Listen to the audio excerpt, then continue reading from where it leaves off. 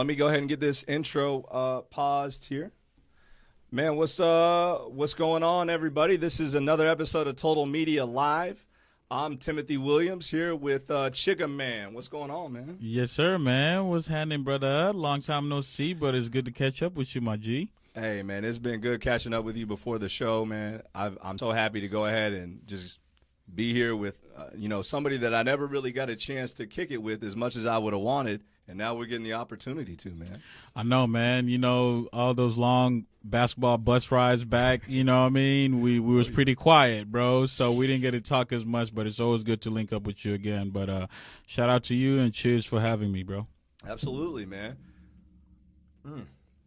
So we got I'm not going to lie, we were supposed to be on it around like 5:30. We got delayed, guys. I'm sorry about that. Hey, it ain't even about that. My apologies. But I appreciate you guys tuning in today for wherever you are. I know we've got international listeners. We've got a lot of people listening in Nashville and the local area, so we appreciate you guys checking in. Yes, And sir. my man Chiggaman, hey, let me tell Yo, you, man, listening to you before the show, man, there's some crazy shit, man. The stars lining up. I love it, bro. Man, bro, I'm just trying to take every day, day by day, man, appreciating what God has given me and just taking it to the fullest, bro. And the best part about that is, hey, man, making memories. Shoot, man. Honestly. I mean, you were telling me a little bit about some of the stuff that, led you out to the West Coast. For those of y'all that don't know, man, my man Chiggaman, his roots, okay, some of his high school roots, okay, before he got onto his thing, all right? Yes, sir. But some of his roots are down in Smyrna, Yeah. where we got to attend school together, Smyrna High School. Yeah. We got, class of 2010? 10 in the building. Shout out our 10-year anniversary coming up. Hey, man, y'all might see something special for me if you're tuning in. Okay. Yeah. Giving a little tease of stuff going on. Yes, sir. Class of 09 over here, but Yes, man, sir. it's been good catching up, man. Yeah. We got a lot of mutual friends from that Smyrna community. Absolutely. And That's the best part. shoot, that's kind of what brought us here, man. Shout out to Zach Zaleski. Shout out to my main man Z Zaleski. I remember in middle school when we lost the 2004 soccer championship. We got cheated, by the way. They bullshitted us though. But shout out to my man Zach Zaleski because he was the first one that got the little celebration package that the parents had brought and started fucking up their field. Shout out to my main man for that one, bro, because we was all hurt and we all had your back, B. Oh yeah, man, absolutely. Shout out to Zach Zaleski, one of the day one homies that All day. I miss that guy, man. He's For been real. He's been up to some big things though, going ahead Yeah. doing some filming and Yep. stuff. Filming, Doing some of yeah, that. major films, major industries. So be on the shout out for him. He's probably going to end up on here sooner than later. Oh, you already So know. be on the man. checkout. Hey, Zach Zaleski, welcome all the time, anytime, just Every like any time. of the boys. Yes, sir. But yeah, man. So let's talk about it, man. Let's talk about it. I know we talked a Man. little about it. What ended up taking you out to the West Coast, man? I mean, shoot, you already know. Like for real, man. Like it just was just on some like big brother, little brother shit, and literally big brother just showing love. Yo, hey, good job finishing school. Blah blah blah. Doing what you do. Hey, you this summer though, you want to come out to the Bay? You want to live with me for 3 months? I'm like, man, what kind of question is that? So basically, we just run that, make sure everything is good. All he tells me was like, yo, at the time I was on papers, right? So I had to get off of that. I had to pay like $3,200 left. So he's like, look, man, if you just pay for your ticket, I'll just get you off of your papers. And I did that within a week, and then boom, left jet. Made it to the Bay. Oh yeah. And it was lit, man. I ain't gonna lie. This last 6 years have been the best time of my life, period.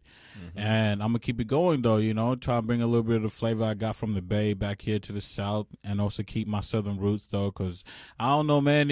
I know you ain't been in the Bay yet, but when you go to the Bay, bro, they love us Southern niggas, bro. That's what's up. They love us, bro. Hey, for real, man. They gonna show us love because they feel like they got to, because we show love. You know what I'm saying? Oh yeah, man. It's always But love, that's man. good, man. But life was good, bro. Got into the radio, couple different radio Radio Valencia in San Francisco, All Day Play at .fm up in Oakland. Okay. And so, like, I'm getting involved with all my cats that really I met from when I first got there and decided to stay in Bay. Yeah. I literally got a job because after day one, I was like, man, I got to stay here, man. I can smoke weed at the park, bro. Ain't nobody saying nothing, bro. You know what I mean? Oh, that's yeah, cool. That's Cali, baby. That's Cali. You know, that's cool and that's great. But for the most part, I'm more or less looking at just like how the whole environment is. Sunny weathers, palm trees, man, beautiful opportunities. You feel me? Everything, man. Bro. So I had to do that. Got a job out there. Worked at Nike. Shout out to my boy Sonny Gray.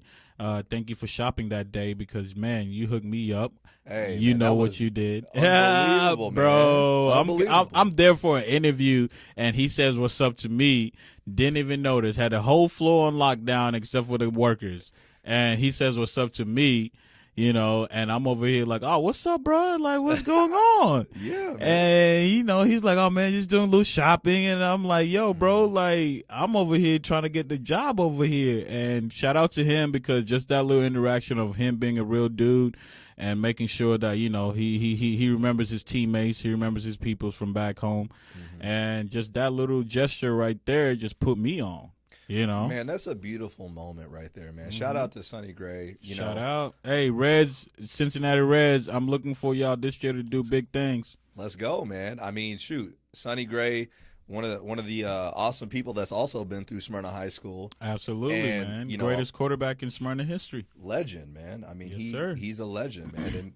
And I can't lie to you, man. Anytime I ran into Sonny, whether it was Knoxville or whether it was Nashville, shoot, I can't even imagine in the Bay. Oh, man. In the Bay, man. It was always good. Man. It was always love, man. And so Sonny, shout out to Sonny. And man, and then just the fact that like we both come from where, like he initially said earlier, that we got a lot of mutual friends. That's the best thing you can always have. You may not kick it with each other on the regular. You may be on different coasts. You may be in different time zone, whatever it is. As long as you know that, hey, we got some history together, bro. We got love for each other.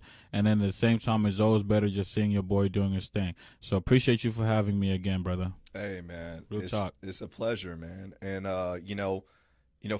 honestly, I strive on being as real as I can with my audience, man. I've talked about everything from, the first year that, I ended up strapping up and playing football at Smyrna as a freshman. I remember that. We were terrible, bro. Yeah. We literally were the only freshmen. Bro, y'all was class of 09 and y'all went 0-8. Y'all would have went 0-9 if y'all made it to the chip, but nah, y'all didn't. 0-8. But I strive on being real with everybody. And I'm like, yo, man. I mean, Chig is somebody that I've always respected. One thing that is always much appreciated, brought us brother. Together is the Bean, man. Is the legend, Kobe Bean Bryant. And through that mutual love, through that, those roots in high school in our same town. I mean, you have this awesome relationship that you're able to, to always kind of be like, hey, man, I respect it. And so I'm glad to be able to share that with you, man, no doubt.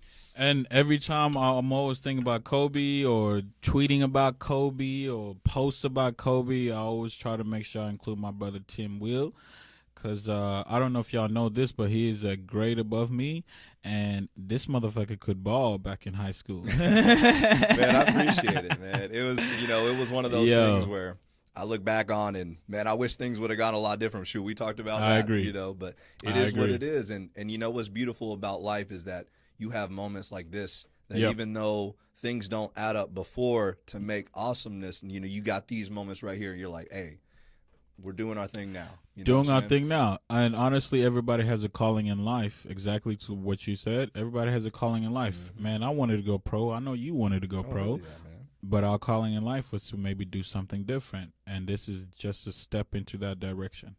Yeah, I think that being able to connect with people is something that I always wanted to do. I wanted to help, bring people together and just talk about, really, really awesome things. And, when I get a chance to catch up with people like you, man, I mean, goodness, some of these stories, man, about you in the Bay, man, I'm like, dude, you went there at the perfect time. The Golden State Warriors time. on fire. 5 straight finals.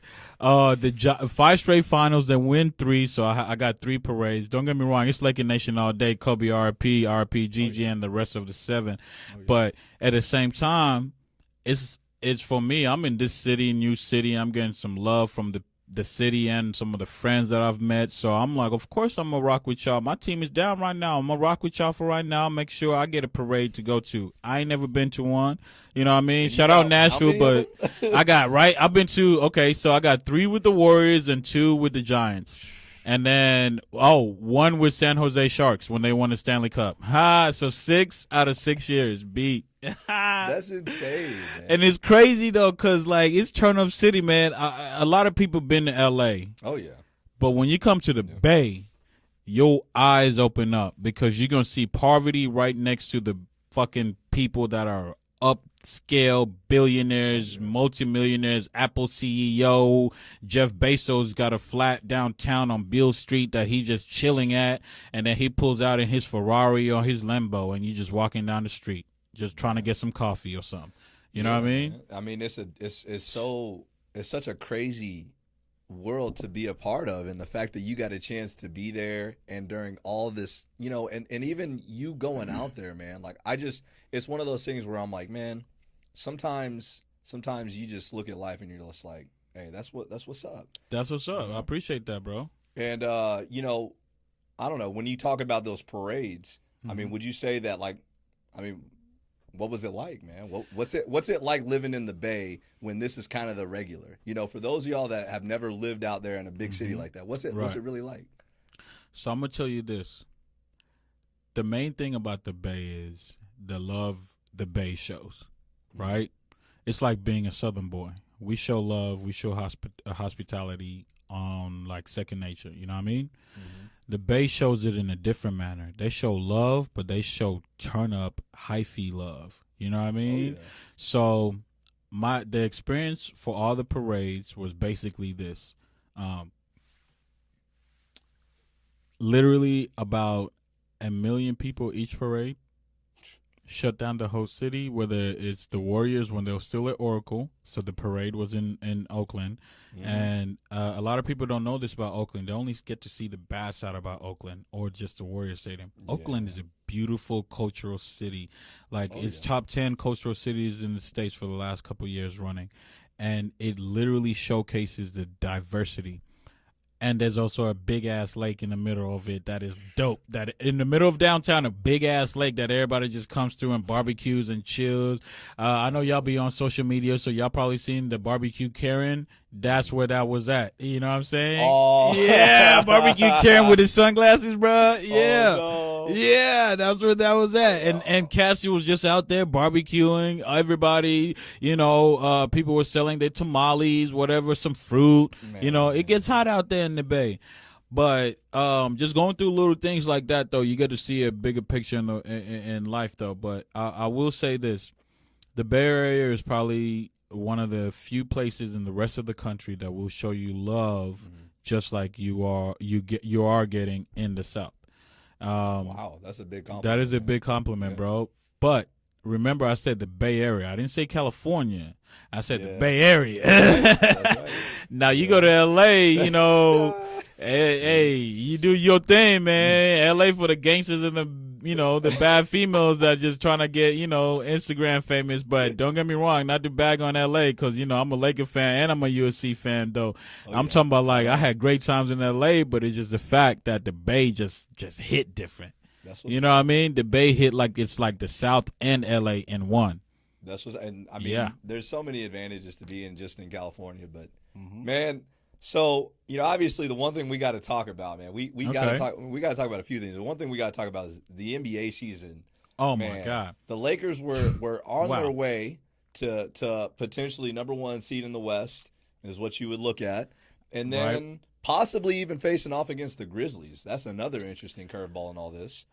But what do you think? Do you think that the NBA season is going to come back? Do you think that we're going to see the return of the 2019 to 2020 season?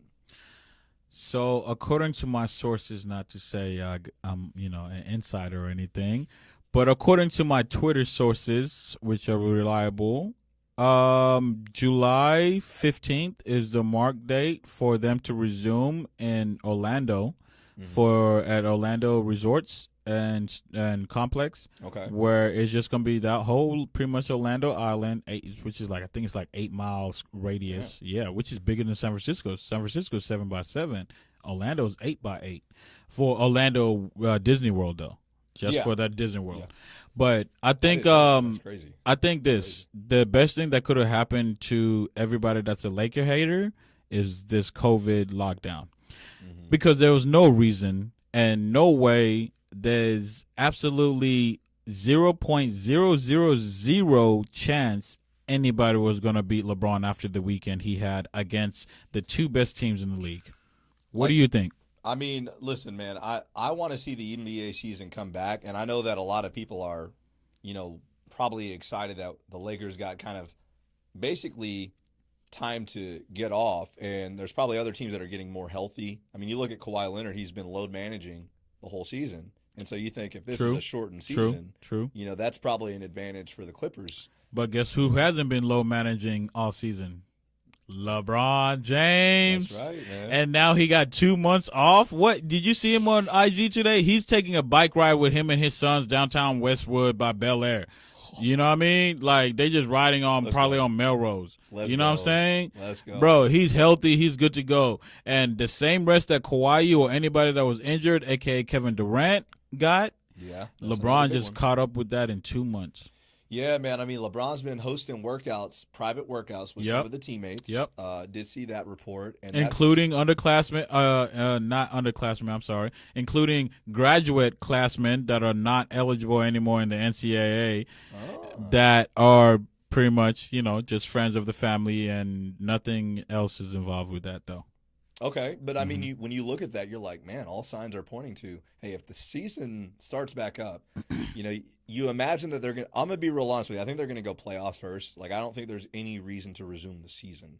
I think they will jump right into the playoffs because for all those teams that are just out of playoff contention, it doesn't make sense to risk those players getting injured again and for literally no reason outside of selling tickets and entertainment. There's one reason. I would say this. Your point is very valid, and I think actually I haven't actually thought about that, but that makes a lot of sense. The only thing that popped up in my mind when you said there's no reason for the non-playoff teams that were currently playoff teams before the COVID suspension happened, you got to pay them.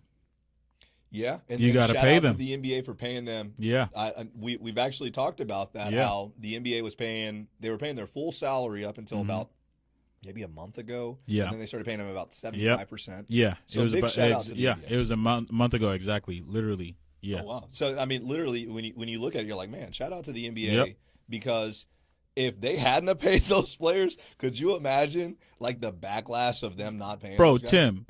Tim, just that topic alone. Hey, man, you remember when you was a junior, I was a sophomore, and Coach Mooney, if we was in the professionals and Coach Mooney was not paying you, were you going to work out like you were supposed to? Were you going to stay in shape like you were supposed to? Of course not. You wouldn't, because you're not getting paid. Yeah. So that's why they have to give the regular season. Because all those teams, remember, it's half and half. 32 teams in the league. Excuse me, is it 30 or 32? Yeah, I think it's around 32. Might be 33. We'll fact check that. Yeah, go ahead. We'll fact check that. But anyways, half of the teams in the league are not going to make the playoffs. They're going to be in the lottery. And literally the other half is going to be in the playoffs. If we just started jump straight from the COVID virus suspension into straight playoffs, that's not fair to those few teams that didn't get the chance to make a last minute push. Because for the A seed in both conferences, it's only like less 1.5 game, maybe 2 games max. That's a very good Don't point. quote me, but very close. Yeah. And then because of this layoff, think about the Brooklyn Nets. 7th seed in the Eastern Conference, but the 6, 5, 4, and 3 are all divided by 1 game, or if not a half a game. And Brooklyn is only 2.5 games behind that.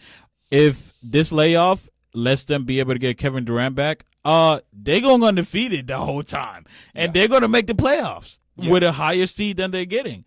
You know what I mean? Absolutely. Right. So that's my point. But go ahead. I mean, it's kind of hard to argue against that because there is such wiggle room in some of those playoff seeds. Like, it's not, I said Memphis would be playing the Lakers. It's not guaranteed if there's any more games played. It's not. And I mean, that's because you've got let's see, where Zion Williamson is playing right now. They were like 3.5 games back, so they would have had to run the table and Memphis lose like 3 or 4 in a row. And I think that was the battle for maybe 8 and 9. That was 8. That was 8. Yep.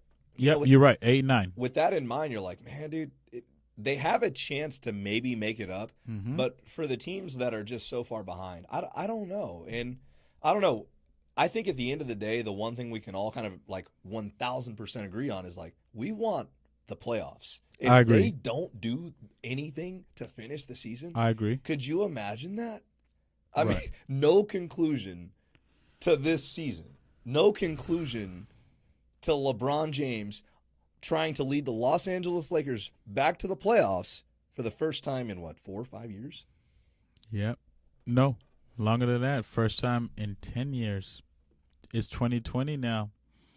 Jeez. It was 10 years ago when we beat the Celtics in Game 7. Ron Artest hit that big 2 threes in the last 2 minutes, and Kobe finished with 37. On a bad shooting night, he still finished with 37. And he has some rebounds. He has some boards. He has some boards and assists, absolutely. But you're absolutely right. It's been that long, and it was basically set up for us to win it this year. As great as Giannis is, don't get me wrong, Giannis is definitely top 3 player in the league. I just can't let him go over Kawhi at number 2 because of the fact that Kawhi beat him fair and square in 6 games, bro. In 6. The statistics of him when Giannis was being guarded by Kawhi were, my God, it was ugly, bad. Man. It was the plus and minus changed a lot. It's like when you're playing Call of Duty and your KD spread is all gravy when you're playing some sorry cats, but then the next thing you know, you're playing some like real ass like ballers on Call of Duty, and then your KD spread goes from like 20 to 5, kills to deaths, to end something like 5 to 20 deaths to kill. I mean kills to deaths, and it'd be like that though. But just to round up what you were saying though, honestly, this is the time that the Bucks could get it, because this is the thing. If we jump into straight playoffs like you're saying, or if we jump into, you get the last 7-8 games of the season where you guys get in shape for the playoffs, which kind of basically makes it where the teams that were like on the push, you guys have a harder climb to make, right? Oh yeah, It's right, right.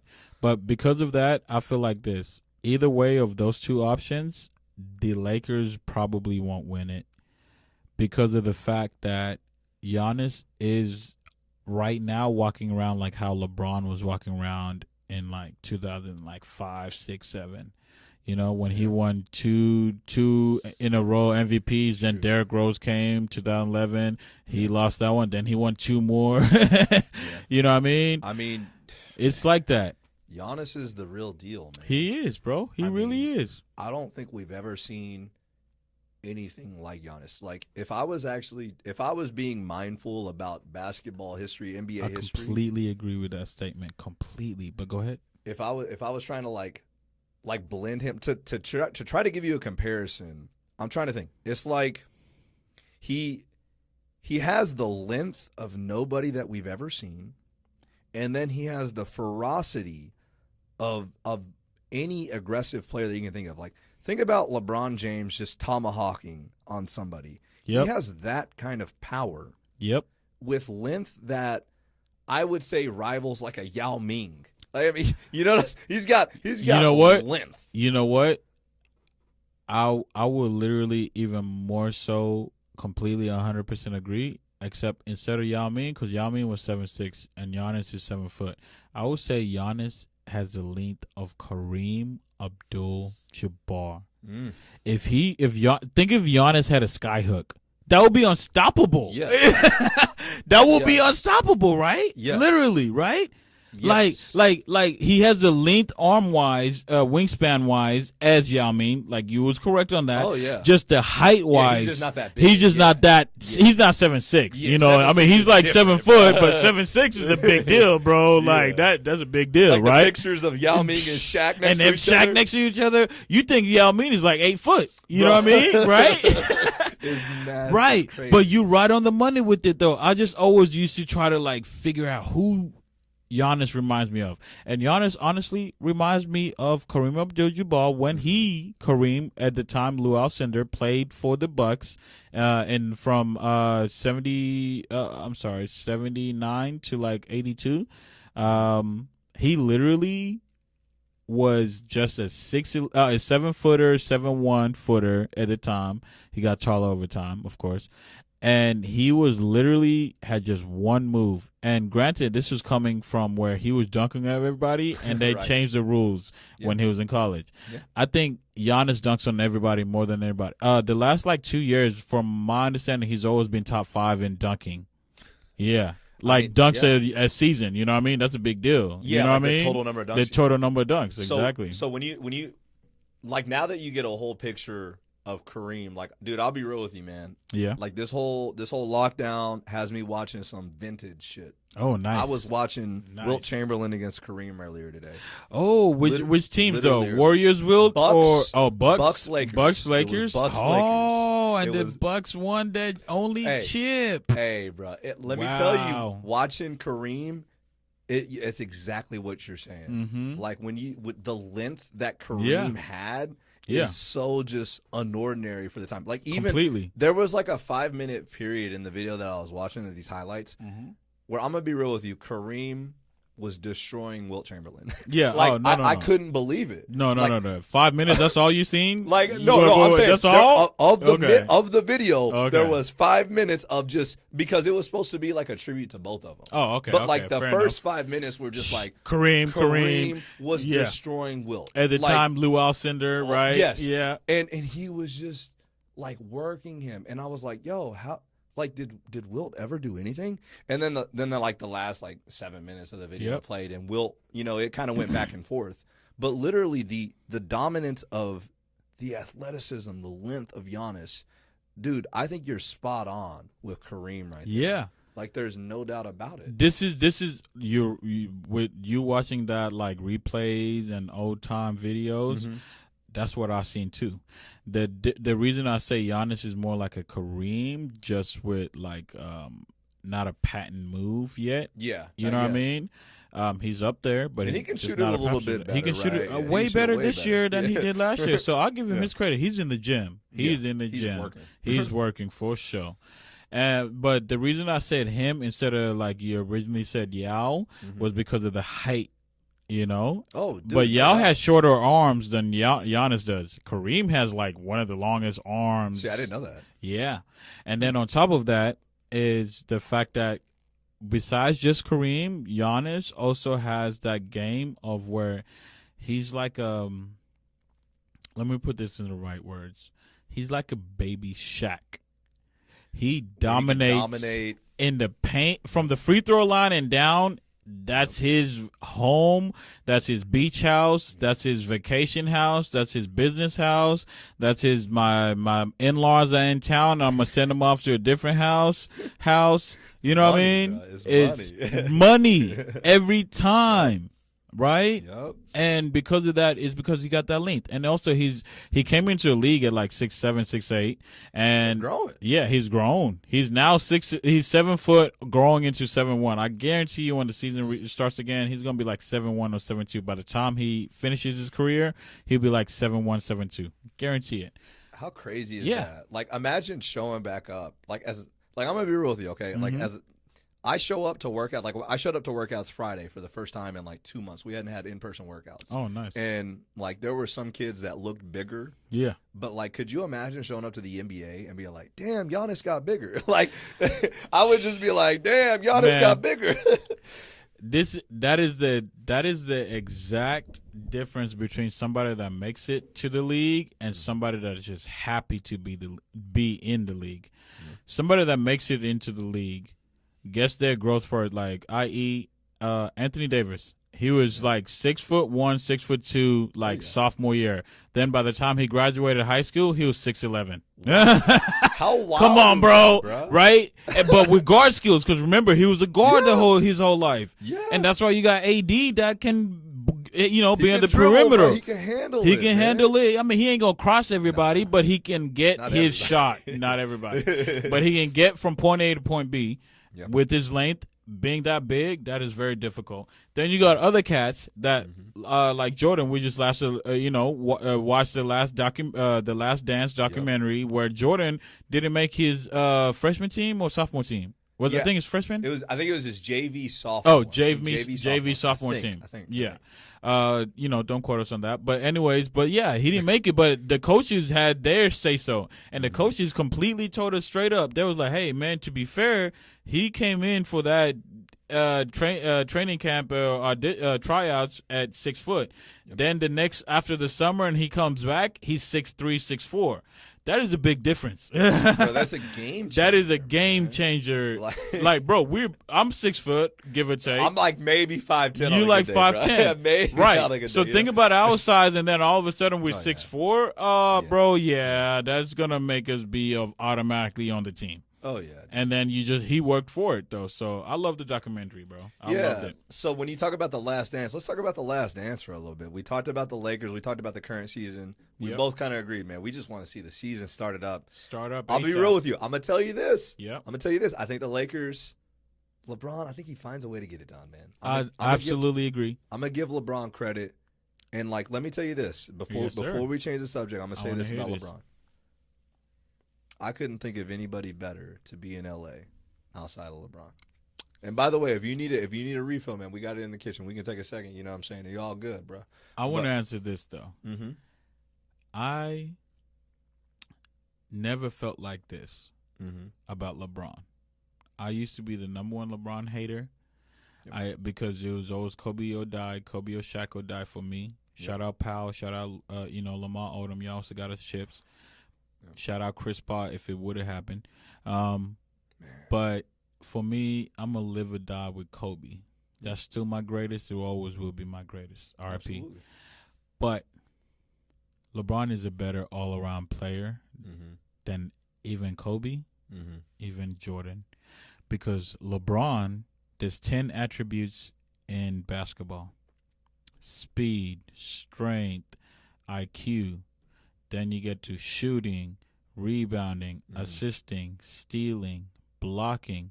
Then you get to the extra things, the last two intangibles, which is, do you have like a coach's mindset where you can comprehend what the coach actually wants you to do?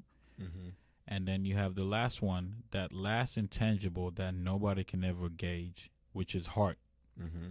LeBron has all 10. I will say Jordan has about 8 or 9 out of 10, and then Kobe has about 8 or 9 out of 10 of those. There's one thing that LeBron does because he's a freak of nature. And I feel like because of that, I was scared. I'm going to be honest with you. I was scared that there was finally going to be somebody that was better than Kobe, and I didn't want to take it. But thank God I'm a motherfucking Laker fan, nigga, because God dang it, Kobe came through and won us another 2 out of 3, baby. We should have won against the Celtics if Bynum wasn't hurt, but it's all good. He was hurt. It's okay. He was the young dude, so, he was going through it. He didn't keep his body right, but it's okay. But that's how I feel about LeBron. Now that when the day he became a Laker, bro, me and my boys are playing 3-on-3s. Okay. Out in Cali, right? And in South City, San Francisco. We're playing 3-on-3s. And literally, boom, it's like 6-6, game to 11, 6-6. Boom. Do-do-do, do-do-do. I'm like, hold on, bro, time out. Time out. It's like June, bro.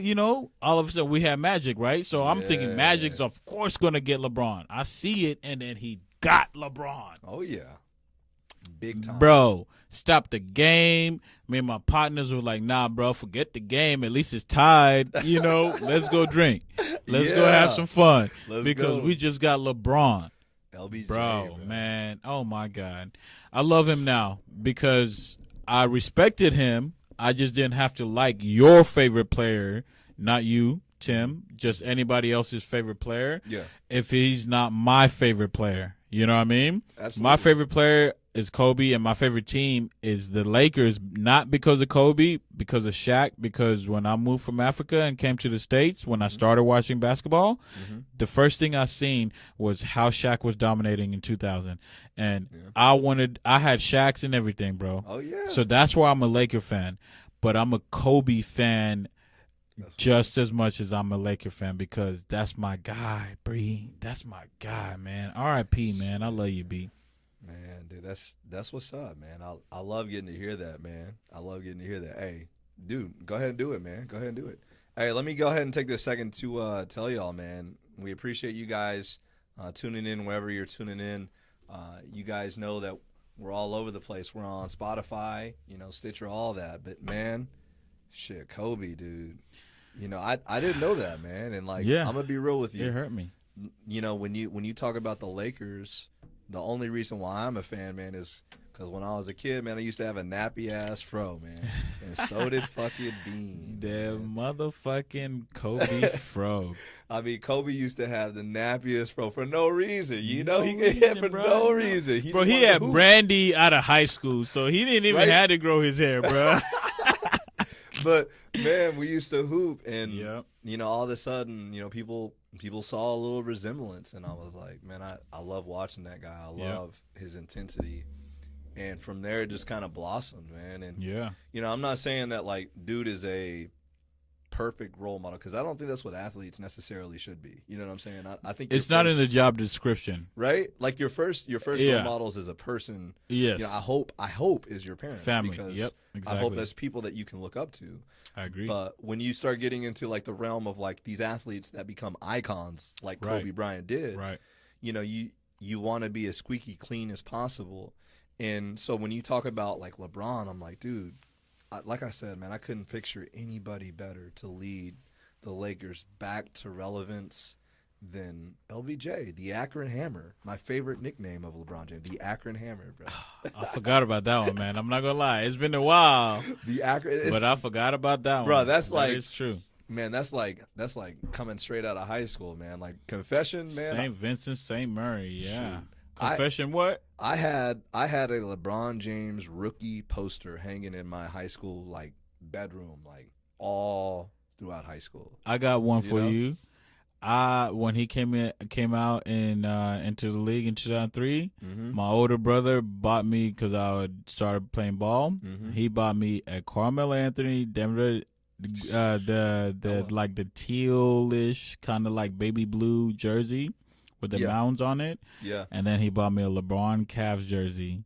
And my guy, since day one, I would always put my LeBron jersey in the back. Yeah. Never wear it. Always wear my Carmelo because I fucked with Syracuse at the time. But at the same time, I try to emulate my game. I was young. I try to emulate my game like Carmelo. I want to be a tall shooter that can just get to my spot and then I can outshoot you no matter how good your defense is. Buckets. Because I was never going to be the athlete that LeBron is. Carmelo was more relatable at the time. You know what I mean? Yeah. But that's awesome to hear that, bro, because of the fact that at least I wasn't the only one that somebody else had something LeBron at the time. But ever since that, I hated him, and I couldn't. I knew why because of the fact he's so great, but the fact that I'm a Kobe or die guy, period. But I respect him. Yeah, man. When you talk about LeBron, I didn't always have the most love for him because I think everybody kind of saw some of the issues that he had to overcome as a competitor. Right. And you can look up all sorts of stuff about LeBron not wanting to shoot free throws in the clutch and and just passing the ball in the clutch. 2011 versus the Mavericks. You're just where was he in the fourth quarter of that whole series? The Mavericks beat him, man. Dirk was averaging literally 12 to 15 points in the fourth quarter alone. Dirk was cold, though. Dirk was killing it. Oh, no, dude. Hey, don't forget, Dirk is top 5 all-time scorers, bro. Hey, Dirk. Yeah. Top buckets. 6, something like that. Dirk got buckets, bro. Yes. Because of Dirk, you got your people that are like the stretch fours because of Dirk. I mean, hell, shooting stretch fours. Go ahead. I'm gonna go back even further. I'm gonna talk about this Last Dance a little bit. I'm gonna say shout out to let's Tony get Kukoc. to it. Tony Kukoc. Oh, Kukoc. The original Oh my God. The original European. The original Dirk. He just didn't last as long as Dirk. No, not at all. Because Dirk lasted like 20, Kukoc lasted maybe like 12, 13. That's true. Don't get me wrong. That's no shade. That's just letting, that's just what it was. But injuries happen, of course. But you're right. Kukoc, man. You know what the most disappointing thing I remember from watching The Last Dance, besides the whole shade for Scotty, but that's what everybody's talking about. Yeah. My most disappointing thing was this. If MJ was such a bad guy, why did everybody that wasn't security or wasn't obligated to have to be around him, why were they always around him? He's a good guy, apparently, to the homies, to the cast that he respects and that respect him. Sure. But I just feel like that's one of those things that they didn't really depict, though, like that MJ really, like, of course he's an asshole. Everybody knows that. Oh, yeah. But I'm just talking about, like, dude, everybody can be an asshole, but then some cats won't fuck with you at all. But then a lot of cats that fuck with you, not because you're MJ, but just because of who you are, I think that was kind of undermined in a little bit. What you think? Man, there was one quote that Mike said that I kind of walked away with, and I think he said he learned it from his father. He wanted to bond with people and, like, the times that he spent with those kids, with those representatives. He said he wanted to bond with you, like you knew him, like you could relate to him. Yeah. But he wasn't telling you anything that was intimate, really. Like nothing that, you know what I'm saying? Right. He was just he was one of those guys that could make you feel like, oh yeah, man, we had a really great conversation. But then when you really think about like the in-depth or like the depth of the interaction, it wasn't very deep. It was just one-sided. It was the fan interacting with Jordan. It was the shoe company interacting with Jordan. It was, and so like when you look at it like that, it was weird, man. I don't know what to say about that because do you think that he was like disingenuous with like how he was like speaking to people, or do you think like he actually wanted to be more or less like a nice guy, but he just couldn't be a nice guy? That's not how he grew up, Hey man, that's a deep question, and when I think I'm biased to that answer because to a point, I'm gonna be real with you. I feel I relate in certain cases because, of my job and my interactions with people that sometimes I'm like, dude, I really don't give a fuck what you think. Yeah. But I have to. You have to engage. I have to engage with you. I have to listen to you, and so like from that aspect, I can say, man, look, when I think about Jordan, I want to believe that he was genuine. Yeah. And I want to believe that he was doing it because he wanted to make that person feel good just for that moment. But whatever happened after, hey man, he did his job in that moment. I agree. And I know I agree. It's kind of it is kind of like, I don't know. I mean, part of it probably is disingenuous, right? Like you're not. I think so. You're not learning. You're not earning for that long relationship. You're just saying, hey man, if you can't do this, and that's it. And I'm Jordan. Yeah. So like that's good enough. Yeah, I can get you out of here if you don't like it, Scott Burrell. No offense. I mean, kind of. Some would argue that that's kind of what LeBron does. That he controls the narrative. I think that LeBron did learn from MJ. Wow. In like saying, yo, I'm not gonna let people control the narrative. I'm gonna make my own shit, and if you don't like it, trade it. Then you're out. You're coach's dispute. Mm-hmm. And some people knock LeBron for that, but I will say this: LeBron has never been in trouble, and God hopes he never. I hope he never is. Nope, he never will because the character doesn't change from the person he is. But exactly. Go ahead. And I will say this: he does a great job of controlling the narrative. Like if there's a teammate like a J.R. Smith, I think that he finds ways to control the narrative. Like I just think that there's stories that come out that he finds ways to control the narrative. I'm not saying that's a bad thing. I'm saying that he learned that from watching, Mike. Yep. Because Mike is who he did really look up to. I mean, there's obviously the Kobe relationship and Magic, and Magic, but I think LeBron. Everybody looked up to Mike. LeBron grew up in poverty, bro. He knew for a fact whenever he got some money or mom's got some money, what he wanted was some J's. Of course, he looked up to Mike. Oh yeah. You know what I mean? Just that simple. You know what I mean? And I agree with everything you're saying just because of the simple fact that the perspective that you're giving us in the sense that LeBron went through that is the perspective that when I was a LeBron hater, I'm not going to lie, I was a LeBron hater. I respected him as his greatness, but I was a LeBron hater. It's like, man, I ain't got to fuck with your greatest, player. But I hated him specifically because of that, because maybe it's my own characteristic. Maybe I'm an asshole, but I vibe better with like Shaqs and Kobe's and Jordans because they tell you how it is straight up, and then whether you like it or not, that's on you. I'm going to keep doing me. LeBron is like, hey, man, I'm going to tell you straight up, but if you don't like it, hey, man, what can I do to help not necessarily change your mind, but what could I do to help you see the other picture? And I never thought about that. You know what I mean? As a grown man, now I get to think about that, right? Yeah.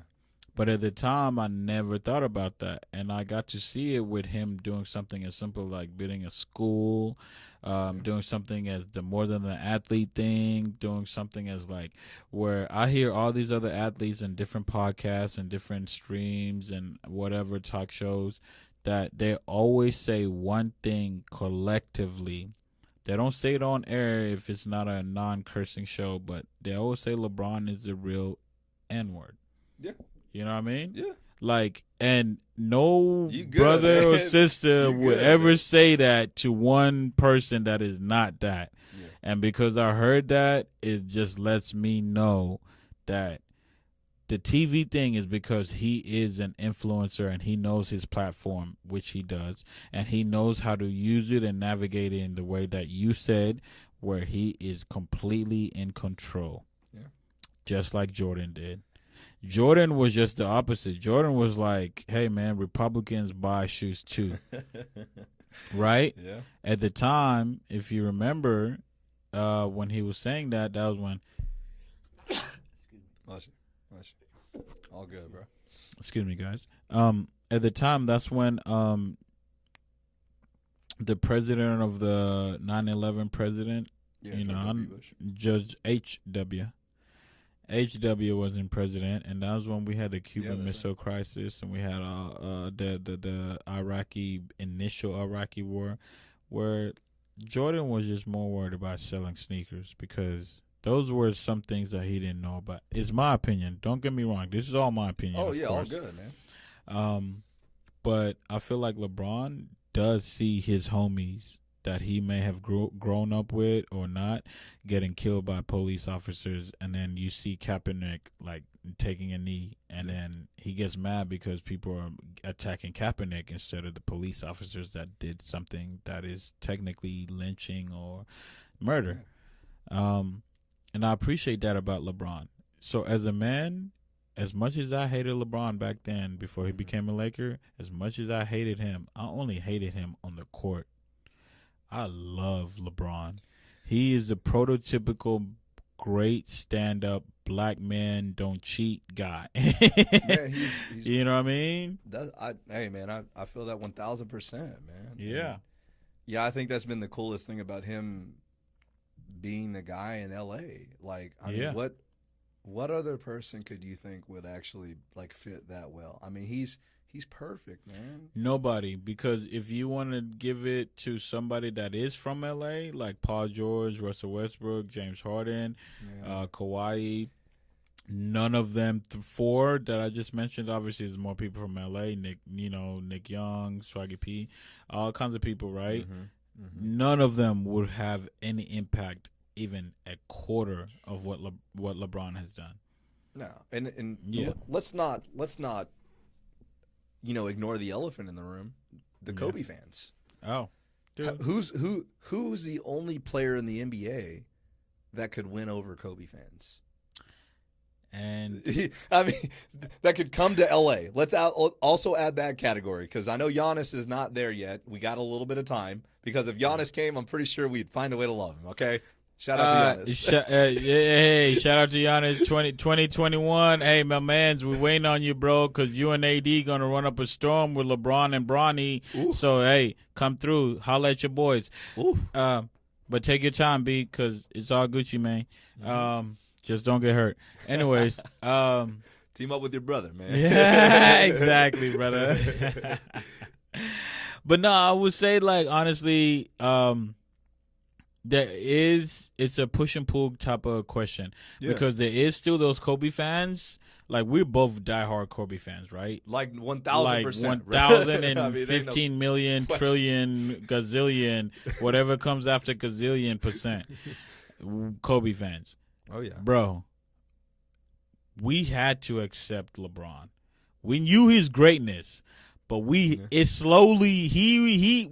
to see him like dunking on somebody in the Lakers game and then showing like repping Lakers. You know what I mean? Talk about like, hey, I'm proud to be here. I'm proud to be a Laker. And then when I started seeing that, I'm like, oh, hell yeah, he with us. You know what I mean? He's not just here to just do movies and do TV shows and build up on his HBO, the Shop Special, which is a great show. But he's not just here for that. He's here to play ball first. And that's when I started seeing that, I was like, oh, man, dude, I don't care what you did before you came. I don't care because you know what? Your career just started with us. The only thing I would say is there's that group of the Kobe fan base. And I know you know them. I know you know them. I know. There's that group of the Kobe fan base that will not accept anything other than a ring before they give him respect. And I will say this, man. Thank you for saying that group because I'm a part of that group. But you didn't single me out. But don't get me wrong. As great as LeBron is going to be for us, if you don't bring us a ring, bro, I'm going to be like, oh, man, bro, what the hell, bro? You did come here to start fucking making movies. You did come here to start doing a, Showtime show, HBO, Space Jam 2, right? You feel me? Yeah. So I will be mad if and only if he doesn't bring us a chip. But I know in a fact this season, which is his second with us, and then with 2 more on contract, bro, we're going to get 1 at least. I mean, I agree. Yeah, man. at least. I agree. I think that. Yeah. But, man, I'm kind of in the same camp, man. I mean, that's what I'm saying. You can't come to the Lakers and not get a chip, bro. And be that anticipated, have that build up, like have all Dude, how much has the Laker fan base bought into LeBron? You can't do that and bring a ring. You absolutely cannot. That is a slap in the face to Laker organization. I mean, think about when Magic brought him in. That was 79. It was almost when Magic Johnson brought in LeBron James. It was that when he signed him. When he signed him. Okay. I'm saying, look, everybody's like, yo, it don't mean a thing. If you ain't gotta get a damn ring. He's got to get one. He's got to get a damn ring. And, I mean, this season, it was looking like we had the opportunity to, and we'll see. But I don't know. Like I said, being a Kobe fan for so long, it has been interesting to see the shift and the passing of the torch to LeBron. And, look, I don't have a LeBron jersey yet, but I guarantee you when he wins a ring, I'll get one. I guarantee you what? We're probably going to go shopping at the Nike outlet or something together and get that motherfucker. Unless it's still Corvette and we can't. We're just going to order it. Because I'm going to do the same thing. I was not going to get a LeBron jersey right now. You have improved yourself. Yeah. And especially not to say he gave up on us last year. Not to say that. It's just he got hurt in an injury that was significant. Don't get me wrong. It was a significant injury. Yeah. So the time that he was out was honestly because he needed to be out that time. But after you come back, he just wasn't the same. No. It was almost a blessing in disguise for us because the summer we get AD. Trade all the young niggas that want balling and then keep Kuzma and then get AD. Run it. Hey, what did you think Every about time. Lonzo though? Were Man, you I ever love a fan? Lonzo. All right, so this is my thing though. I'm a USC Trojan B. Fight on every day, all day. Forever. My ex girl used to go to UCLA when Lonzo was there, bro, and I used to literally hate going to the freaking damn games with her, bro. You know what I mean? Like, and like, you know, I mean, she was French, so she was like, "Oh, I never seen basketball." You know what I mean? And her little chauffeur Accenteur. You know what I mean? Yeah, you I know know, what you mean. bullshit. But like, she was just too adorable, and I had to go. And basically, because I wasn't gonna let no baller get her me while I got her. You know what I'm saying? I ain't gonna lie, bro. You You gonna do the basketball game? All right, give me a couple of hours. I'll be down there when my flight land. You know what I mean? But anyways, though, like, dude, I love Lonzo. His dad gave him the bad rep. But him as a ball player, he's already better than Drew Holiday on his own team. You know why? Not okay. I mean, this is an overall statement, not as a completely like this is a better baller than him. Mm-hmm. Drew's a baller, but Drew Holiday is more like a shot maker. Yeah. You know what I mean? Lonzo is taller than Drew. Drew's like 6'4", 6'3". You know, like Westbrook-ish size, right? Okay. Lonzo is 6'6", almost 6'7". Yeah. Same build, same size, and then Lonzo is faster, quicker, and stronger. Come on, bro. Yeah. You may average like 10 points and, 7 assists and 7 rebounds, but that's 10, 7, and 7 in 4 years. Yeah, I agree with. I love Lonzo. I always thought that. I wish that we could have kept him, to be real honest, because I think he has a unique talent. Those of y'all that watch basketball and know basketball, like he has a unique he's talent. Different. He is. You know what I'm saying? He makes everybody better than they even know that they're that good. And it's like effortlessly. Effortlessly. It's like what he does. It's not like he has to focus everything like. I mean, I'm gonna be real honest. When you look at Russell Westbrook, like sometimes it feels like he's forcing the issue on, like, oh yeah, I know this pass is gonna give me an assist. Like, yep. And I love watching Russell Westbrook because his intensity is amazing.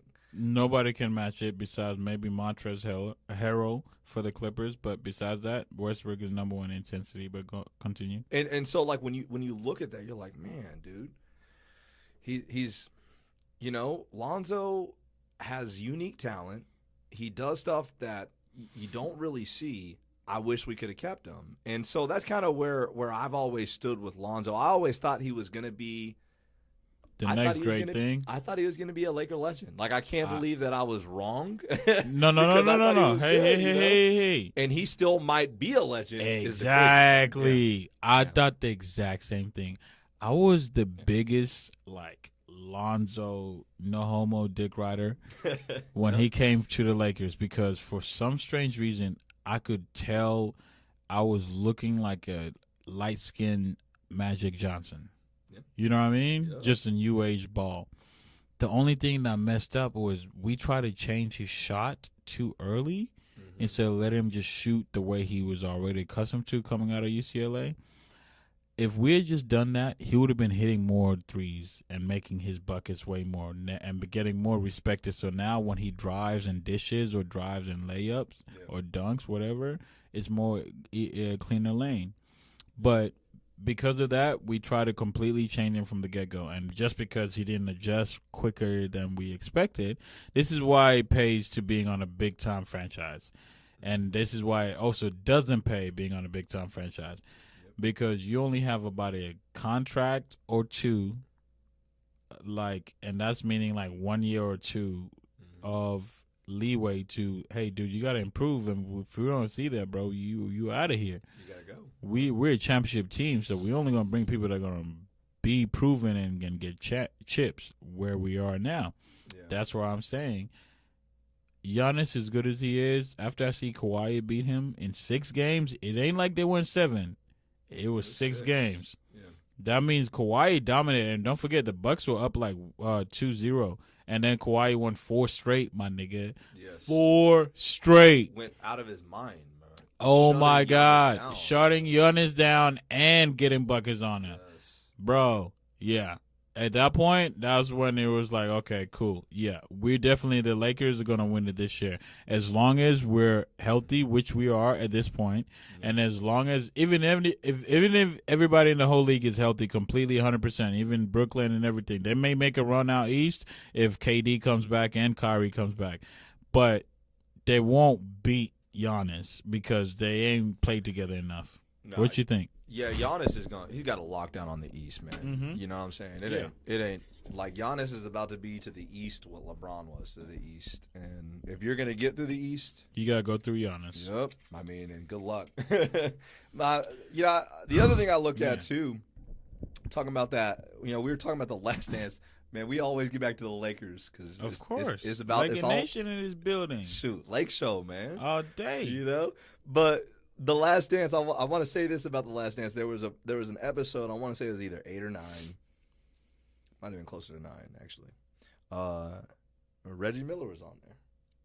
I remember. And you talk about Reggie Miller and Kobe went at it in the finals. There was a series.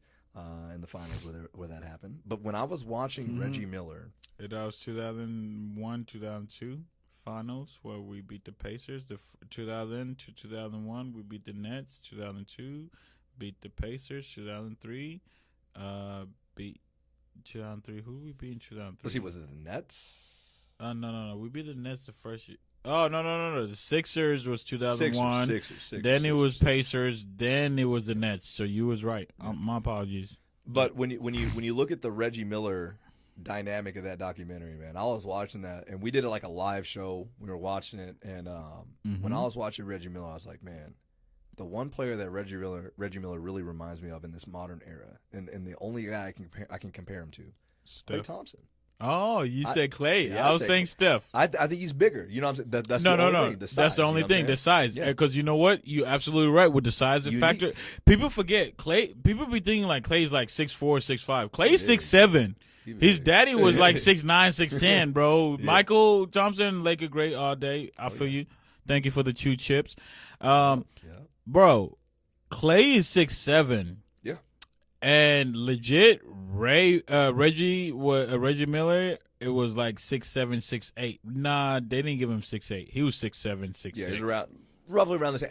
And even kind of like the same body type. They kind of long and not necessarily big and stout, right? Klay is bigger though. Yeah, Klay is definitely. Klay's the modern athlete. Klay's the modern version of Reggie Miller. Man. When you create a player, is your player not 6'7", 6'8", about like 225, 230? Yep. Yeah, that's Klay Thompson. Yep. Exactly. Yep. That's why he's a first team two-way player for about 3-4 years, I think. Klay is cold. Yeah, Klay is cold. There was a time where he almost came to L.A. too. We were speculating, and I was, let me tell you. You know what Klay said, bro? You remember what Klay said? Klay said, hey, man, I'm making my own lane and my own path. My daddy played for them. But I'm making and I respected him. I was so pissed, of course. We would have had Klay Thompson. What you mean, right? AD, LeBron, and Klay Thompson. What? That's like a 4P right there, right? Exactly. But nah, he kept it true to himself and was just like. And then also at the time, though, don't forget his brother, Trice Thompson, was playing for the Dodgers in their developmental league, which was like AAA, and then he got called up at some point, but didn't stay long. But it's okay; he's still in the circulation in baseball. His brother, but Klay is Klay is probably the third best shooter of all time. Yeah, if not second. I mean, just who you taking? Actually, let me say this: who you taking? Ray Allen in his prime, Gigi Shuttlesworth, or Klay Thompson, aka Cool Guy Klay, in his prime? 37-point game Klay versus Ray Allen, Game 6 against the Spurs. I'm gonna hit the corner without even looking down to see where my feet is. 3-pointer Ray Allen. What? I'm taking Klay every time. I'm taking Klay. But I want to give respect to Ray Allen. Ray Allen used to dunk on folks, bro. Man, Ray Allen used to be. If you haven't watched young Ray Allen, young Ray Allen used to just be banging on people, and it was just It was nasty, dude. I mean, it wasn't like it was just like layup dunking. It was like to the point that like it was like, oh, okay, so he's gonna be a dunking cat. Yep. No, he ended up saying, okay, I was dunking on y'all in my first 4 or 5 years. Now I'm gonna just shoot on y'all. Yeah. Yeah. And then became the greatest shooter ever. If he didn't dunk on everybody his first 3-4 years, he was just shooting like he was the rest of his career, he would by far be where what we're seeing from Steph, he would be there and some. Oh, yeah. But because of the fact that he was so caught up in, like, I'm dunking on you, bro. He was nasty. And yeah. Kobe used to have some nasty battles. Man, dude. It was good back and forth. Amazing. Do you remember this 96 NCAA final? Who he played? Shoot. No, that's before. No. Who you got? No, he played AI. Oh. Remember? UConn versus Georgetown. Forgot about that. Damn. UConn won. But he also had Rip Hamilton. Jesus Soderwitz also had Rip Hamilton on the squad. I forgot they were on the same team. So that's like the old, a little bit after that, Emeka Okafor and all those guys. I imagine. Yep. I think. But Rip was a little bit younger. Ray was older. But basically, bro, they beat us pretty much as single-handed little man AI. That's why AI is still top 3 point guard in any bracket because, bro, how you 6 foot and you may lose in a title game, but it's because you got nobody and you brought everybody that is a nobody there, and then you lose to somebody that got like 3 or 4 cats that are somebodies. Yeah. Of course you're going to lose. It's a team game. Yeah. Now, this ain't golf where you can do it by yourself. You know what I mean? This ain't tennis. Yeah. If it was, oh, my God, AI would have been like a 15 straight Wimbledon champion. I mean, AI was unique, man. When you talk about, like, people give credit to LeBron for taking, that Cavs team in like 06, 07. 07 to the finals, and you're just like, he got swept, bro. He got swept, but look, AI had just as bad a supporting cast, and AI is six foot, if that. And remember, this is when the NBA was judging your height with your shoes on. With your shoes on. That's automatic an inch. Yeah. So that boy is like 5'9", 5'10", 5'11", bro. And then think about it, just like you said, from back then, AI was going against literal giants, a.k.a. the Shaquille O'Neal Lakers with Kobe there. They both averaged 30 points a game. It was not going to be a win for the Philadelphia 76ers. As good as it was getting there, it's just like, all right, that was it. The finals were in the Western Conference Finals. Yep. Yeah. And that was when we played Portland, and then we had that Kobe to Shaq lob where we was down 15 in the fourth quarter in Game 7, and then boom, the one that put us ahead was that lob to Shaq, and then boom. Ever since that, don't forget the biggest factor about that playoff run. Guess what? We went 15-1. Yeah, we were almost. And guess who the one loss was to? 76ers. A motherfucking I. That's how cold he was. Yeah. We beating all these cold players like Scotty, Clyde Drexler, and Dikembe. We beating all these other cats like the Sacramento Kings when they had Chris Webber, Doug Christie, Pager, and Mike Bibby. You know what I'm saying? Like beating the hell out of them, like sweeps. And then the one cat that beat us was AI. That's why AI is AI, bro. Yeah, he's forever GOAT. He really is, man. Looking back at it, man, he's the man. That's just for AI, man. We had a toast to AI just because I wish he was just on a better team. I wish he stayed with the Sixers. I just wish that he had a younger, also close to his age range, talent that was equivalent to him, and he would have won it. Think about the Sixers without Ben Simmons. Substitute Ben Simmons for AI. They winning like 4 in a row. Man, dude. AI, truly unique, obviously gave us one of the best sound bites ever. Talking about practice, which. What you talking about? Talking about practice? Practice? We're not talking about a game? We're talking about practice? Man, dude.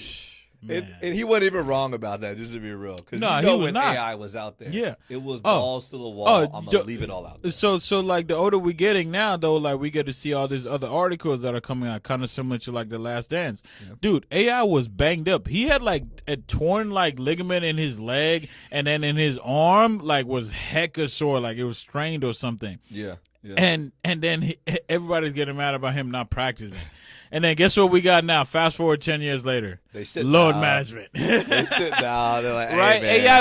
AI would have been the greatest player ever if he played in this era because of load management. Hey, and how would you guard AI in today's game? He would find a way to get contact. I mean, when you talk about the people like James Harden of the league, I'm sure you have your own opinions about James Harden. I love James. James Harden. I call him Moses. James Harden is cold, man. I just, it's one of those things when you look at it, you're like, how does he do it? How does he always get people? How does he do it that slowly? That's the question that's in your mind. Putting you to sleep. With the little la la baby crossover in your face. I'm gonna take a step back and hit this drain. Boom. And then boom. What the hell, bro? Like, did you put me to sleep or something, bro? You got your hypnosis? Right. Oh, bro. That's how James Harden is to me. But I love James Harden. In OKC, he had KD, Westbrook, and Iggy. Harden, and Serge Ibaka. And Serge Ibaka. I'm sorry, I didn't mean to say Iggy. And then don't forget, you had a rookie, Steven Adams. And I'm gonna be real. They had Cephalosha. Yep. Cephalosha. And then they also had Nick Collinson coming off bench. And then off of bench, they had Reggie Jackson. How were they not the Warriors? LeBron James. Man, I think LeBron had a lot to do with it, but I also think, man, how do you not keep those guys together? As sad as that is. Okay. If you're talking about keeping them together, I would say this. LeBron James. LeBron James just was like, nope, y'all can't stay together. Bro, if you losing to him like that, bro, like you gotta switch it up, bro. Because insanity. The definition for insanity is doing the same thing over and over and expecting a different result. Yep. The Thunder were doing the same thing over and over and expected a different result. So they had to switch it up, bro. You trade James first, keep Ibaka. That didn't work. Then, okay, now let's trade Ibaka and get somebody else like Enes Kanter and then get a first-round pick, which they drafted like Steven Adams. That still didn't work. Yeah. While they had Perkins on there, just thinking he was like still able to play, didn't work. Yeah. And then all of that not workingness for like 4 or 5 years, guess what your two best players are going to be like? Man, it's you, bro. Bro, pass me the rock. You know what I mean? Then, man, bro, dude, I'm efficient, bro. I'm like the most efficient player in the league, Kevin Durant. Yeah. But Russell ain't trying to pass it to him because he's like, bro, I can break this nigga off. Yeah. And all day. You think that, like, did you think that was a real friendship? Because, like, no, it wasn't. Not at all. So? No. There's no cupcake scandal if that was a real friendship. If that was a real friendship, it would have been a tweet or Instagram post or Facebook post saying about, like, well wishes, thank you for, I appreciate you, I love you for playing with me for all these years. Yeah. But I wish you well, my brother. I'm going to see you in the finals type shit. That's what real cats do that know that, like, you ain't salty. Yeah. And then guess what? Westbrook and KD were both salty at each other because guess what happened after the Warriors lost to LeBron when they were 73-9? Draymond called KD, and KD answered off rip talking about, I'm ready. He didn't even say nothing, but the first thing he said, I'm ready. Yeah, man, he was leaving. So, of course, Westbrook has every right to call him a cupcake because he didn't want to go through the hard route. He wanted to go through the easy route.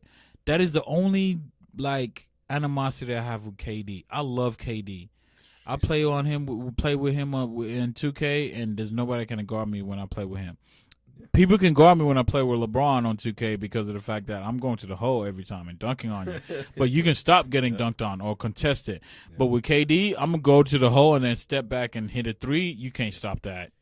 I mean, it's interesting. You talk about, like, the best skills of all time, and you talk about those 10 skills, man. KD is just so unique. When you talk about the unicorn, he's the unicorn, man. Like, before the original unicorn. Before KP. Yeah, before there was KP, man. Before there was Porzingis, man. People talked about K tarantula, Porzy. you know? Shout out K Porzy. Hey, man, I'm glad you got out of New York, bro, because Dallas going to treat you well because the big booty women out there going to love you, my man. But anyways, you're absolutely right, though, bro, because this is the thing, though. You know why KD went to join with Kyrie in New Jersey, right? In Brooklyn, I mean. He wanted to do his own thing, I thought. That's what I thought. I don't know, though. What do you think? Or what do you know? This is what I know, and I think. His best friend, ever since he was a prospect in high school, is Kyrie Irving. I didn't know that. It's like you and me, Tim. We play ball together, but if we were best friends, and then you go to your school and then I go to my school, after I get done with my couple of years or whatever, I'm going to transfer to come play with my boy because you know me. I know you. Yeah. You know what I like to do, and I know what you like to do. Yeah. That's all KD did. He didn't leave the Warriors because of Draymond. That was a part to do with it. Don't get me wrong. Yeah. But he left the Warriors because of the fact they weren't having fun anymore. Like the owner, Bob Myers, just came out and said that in the last few weeks, saying that it wasn't no fun that last shit because we did what we were supposed to do. Of course. Dude, you have the four best top 10 players. 4 out of the top 10 players on the same team. Of course he's supposed to win it all. When you talk about that Warriors team, I mean, dude, that is one of the best teams of all time. What do you think about that, actually? Like, when you say one of, I get what you're saying because I agree. Yeah. But I'm talking about, which one of? 1, 2, 10? 3. Oh, you think 10, really? I'm not going to say they're 10, but I'm saying, top 10. When I think of the best teams ever, I think top 10. If I had to put a number on them, I would have to probably go top 5 when I was ranking them. Which one? The 2007 one was the one that they swept everybody. They tied our Laker record, bro. Went 16-1. I would say when they won 73 games. Yeah. When they won 73 games and lost in the finals. Yeah. I would say that's probably man, but they didn't have KD. That's the thing. That's the thing with the Warriors. That there's no conversation that's ever going to be accurate because you can always be like, okay, but the year before, dude, the year that they got KD, they won 67 or 69 games. But the year before that, they won 73. You know what I mean? Oh, 74-9. All right, let me say this.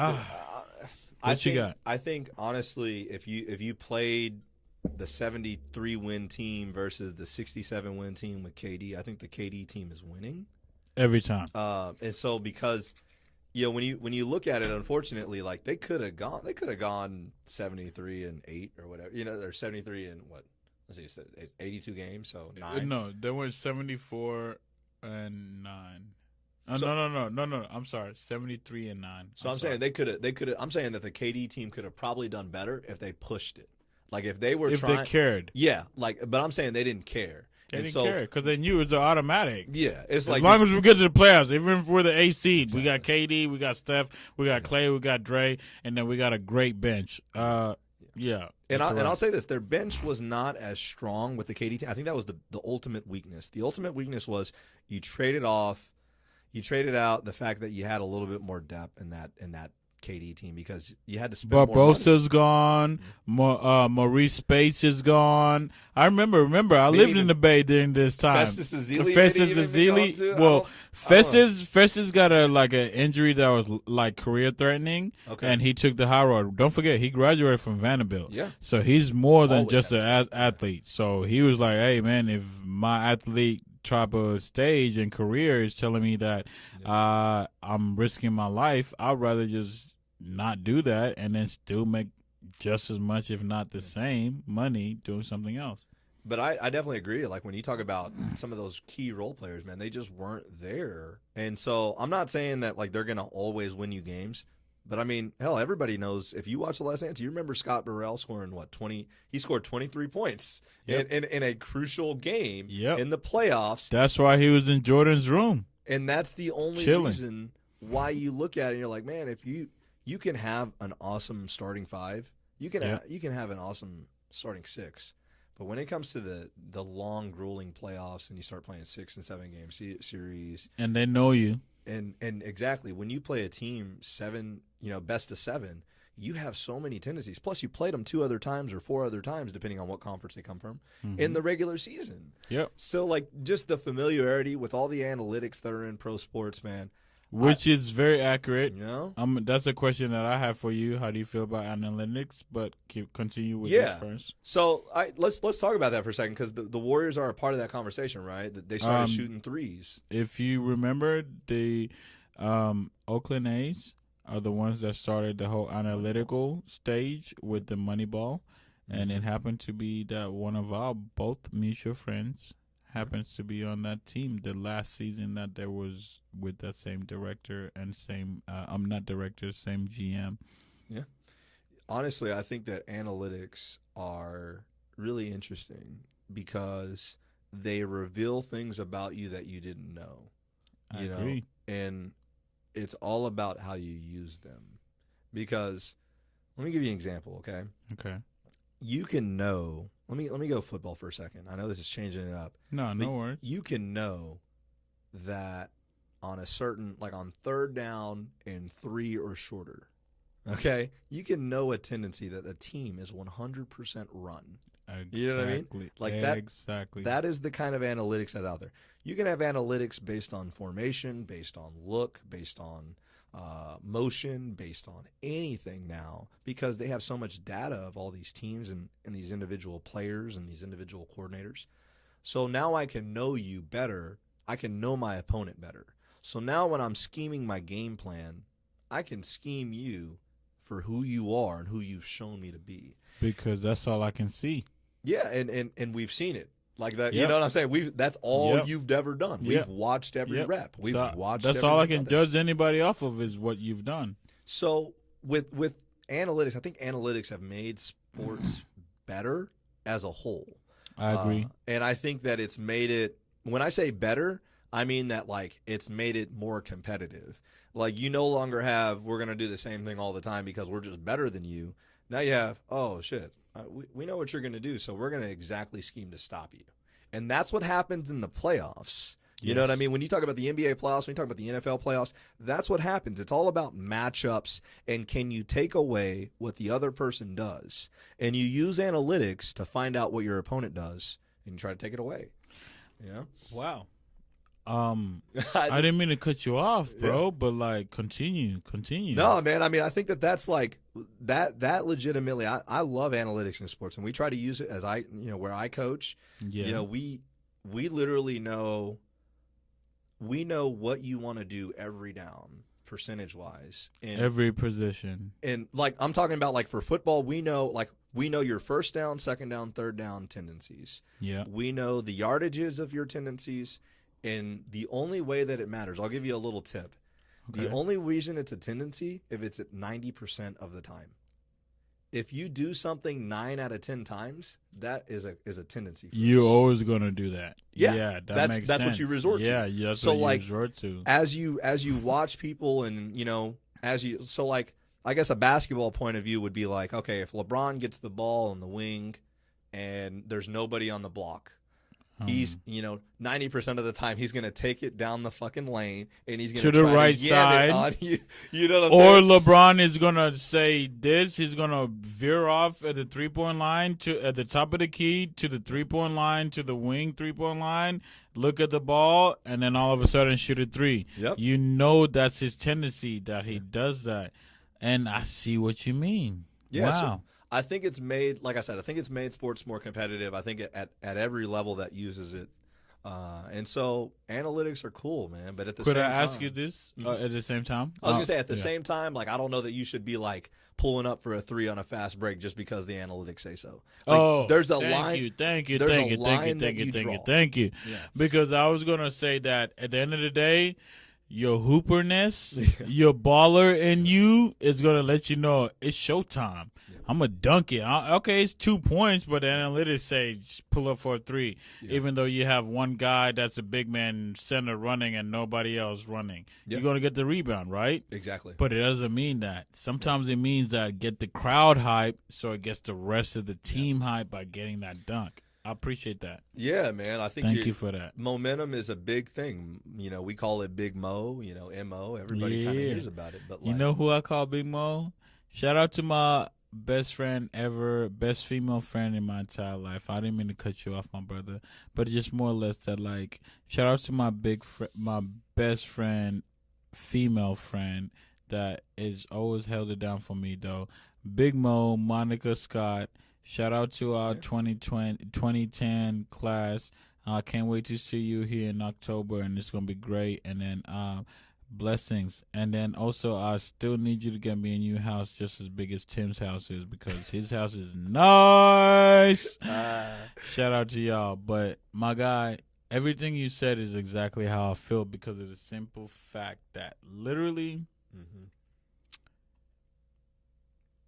if you're trying hard, you're going to be able to see that a lot easier than people not trying hard, right?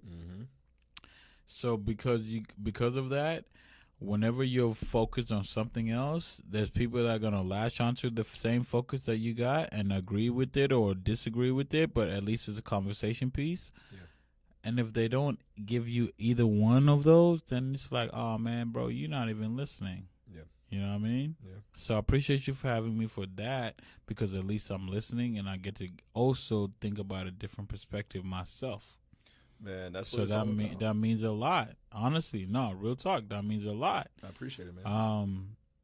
Man, I'll be real. I appreciate everything, man. That's one thing that I really, when I invited you on, I was like, yo, man, this guy, he's knowledgeable. He's going to give us a different perspective about things, and obviously, I wanted, first and foremost, the coolest thing about doing this entire podcast, and I want everybody to know this.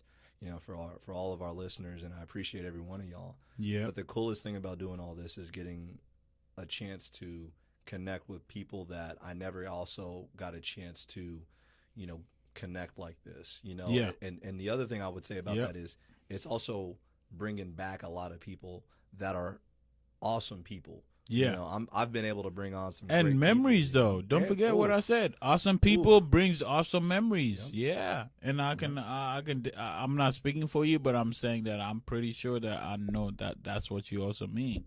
Yeah. So I appreciate that, brother. Absolutely. And guys, we appreciate you guys tuning in, man. Absolutely. And, shoot. We've been going for man, I don't even know. Let's get a part 2 in there. Hell yeah. A little 5-10 minute. And then we get a part 2 in, because we also got to discuss a lot of other things. What you thinking? What you got going on over there? I know you've been working on some stuff, but what you got on your mind right now, man? So guys, I want to be honest with you guys that I'm glad that Tim brought me on his podcast so that I can also get back into it. I also just want to talk about, besides just basketball, I just want to talk about life. I just want to talk about experiences and memories and see where both of us are experienced with that. So if you don't mind, my guy, it's up to you. Yeah, let's 5 minutes. Yeah, you want to take a breather? Give me a little 5 minutes, and then I'll be right back. Hey, take a breather, man. I'll keep going. You got it, man. Yeah, guys. Very special episode. And like I said, one of the things that has been really awesome to be able to do with everybody is just kind of catch back up. And, like I said, man, I mean, there's been a lot of great people that I've been introduced to that I want to share with you guys. I think that's legitimately it. I want to give people a platform to enjoy themselves, to express themselves. I want to show you people some of the amazing people that I've been able to come across and been able to meet. And that's the most special thing about this. And, wherever you are in life, and I know everybody's kind of going through this whole pandemic thing together, the one thing I would tell you is I hope you've had time to think to yourself about what makes you happy, what people make you happy, the things that you could do better, or the things that you feel like you could improve on. The one thing that I wanted to walk away with when all this craziness kind of ends and slows down, and I'll be real honest, it's not over. It's not done. But the one thing I wanted to walk away from this whole situation of our pandemic and stuff is I wanted to learn something. I wanted to have a new skill that I didn't have before. And I wanted to bring the world something that, I thought would be helpful. And, that's what this podcast has been. We've talked about all sorts of topics. We've had all sorts of awesome people on. And, like I said, man, these people have been great.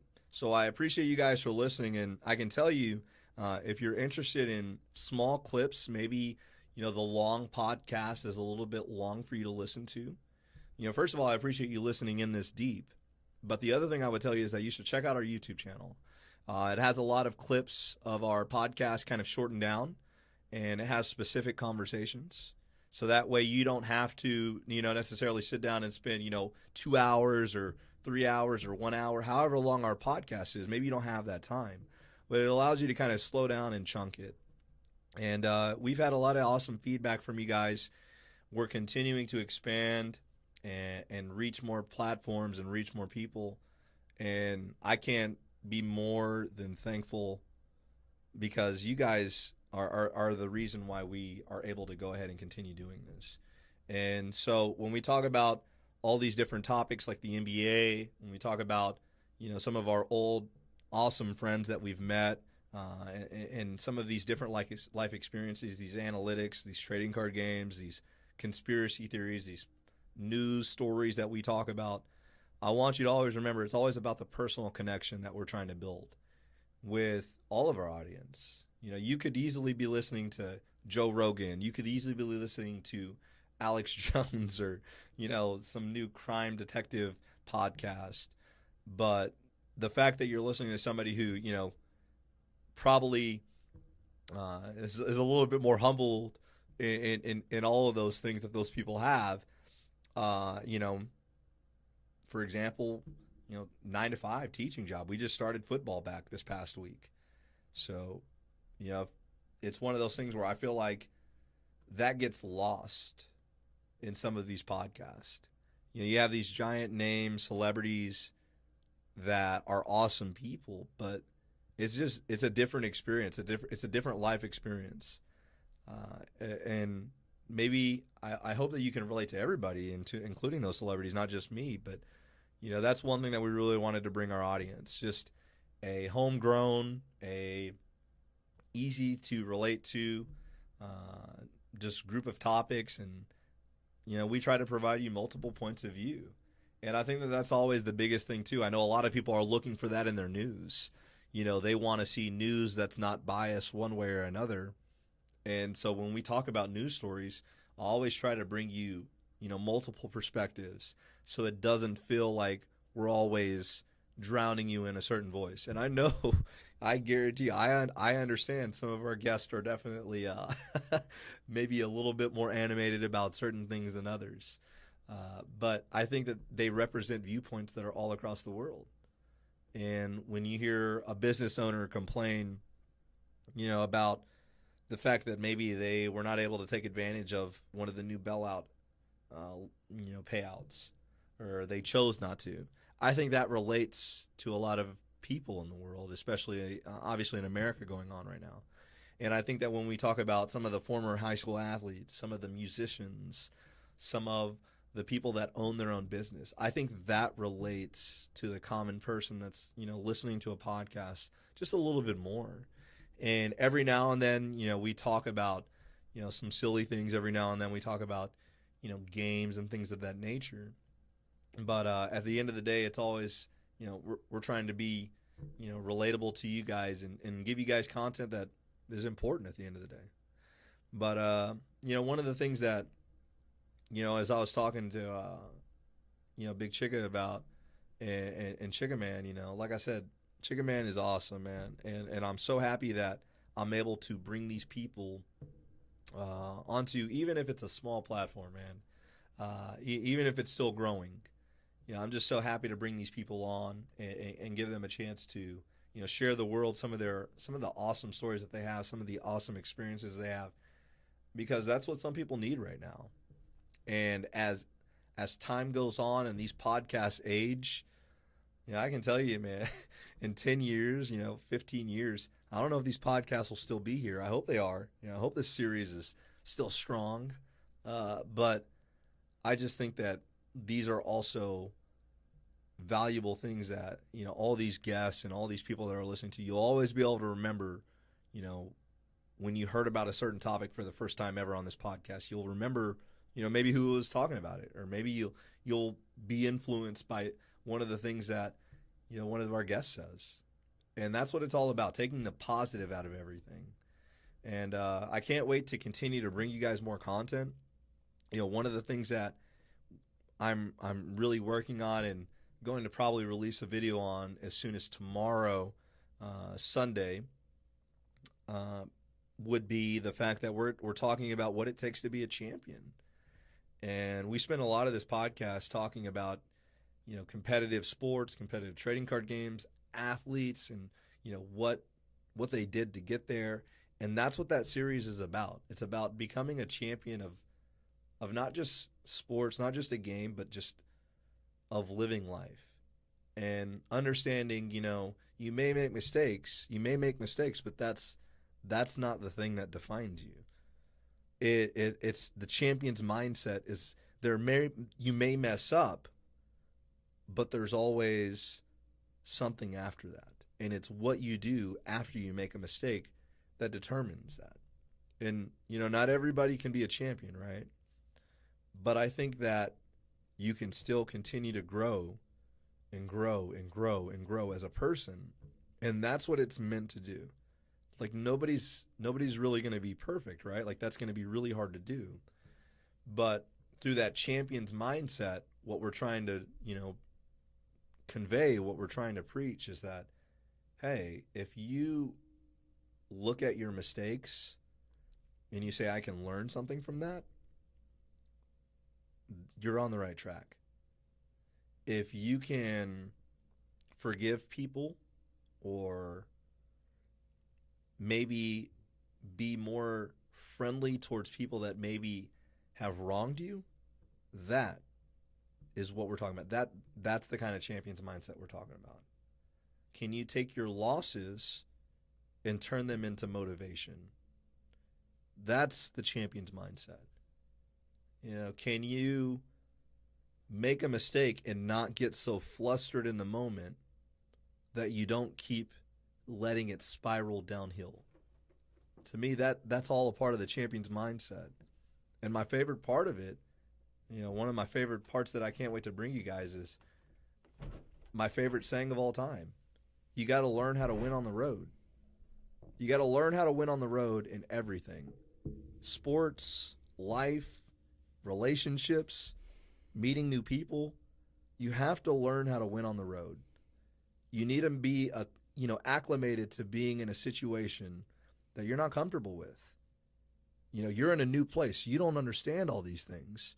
You're around new people. You don't know all these people. You're interviewing for a job that you've always wanted, but you're nervous. What I'm here to tell you is, look, you got to learn how to win on the road. It doesn't matter the environment. It doesn't matter the circumstances. You got to learn how to win outside of your element, how to prevail outside of your element. And that's one of my favorite sayings, man. Know how to win on the road. And for those of y'all that know me real personally, I've probably gone off on a rant about it because I firmly believe it.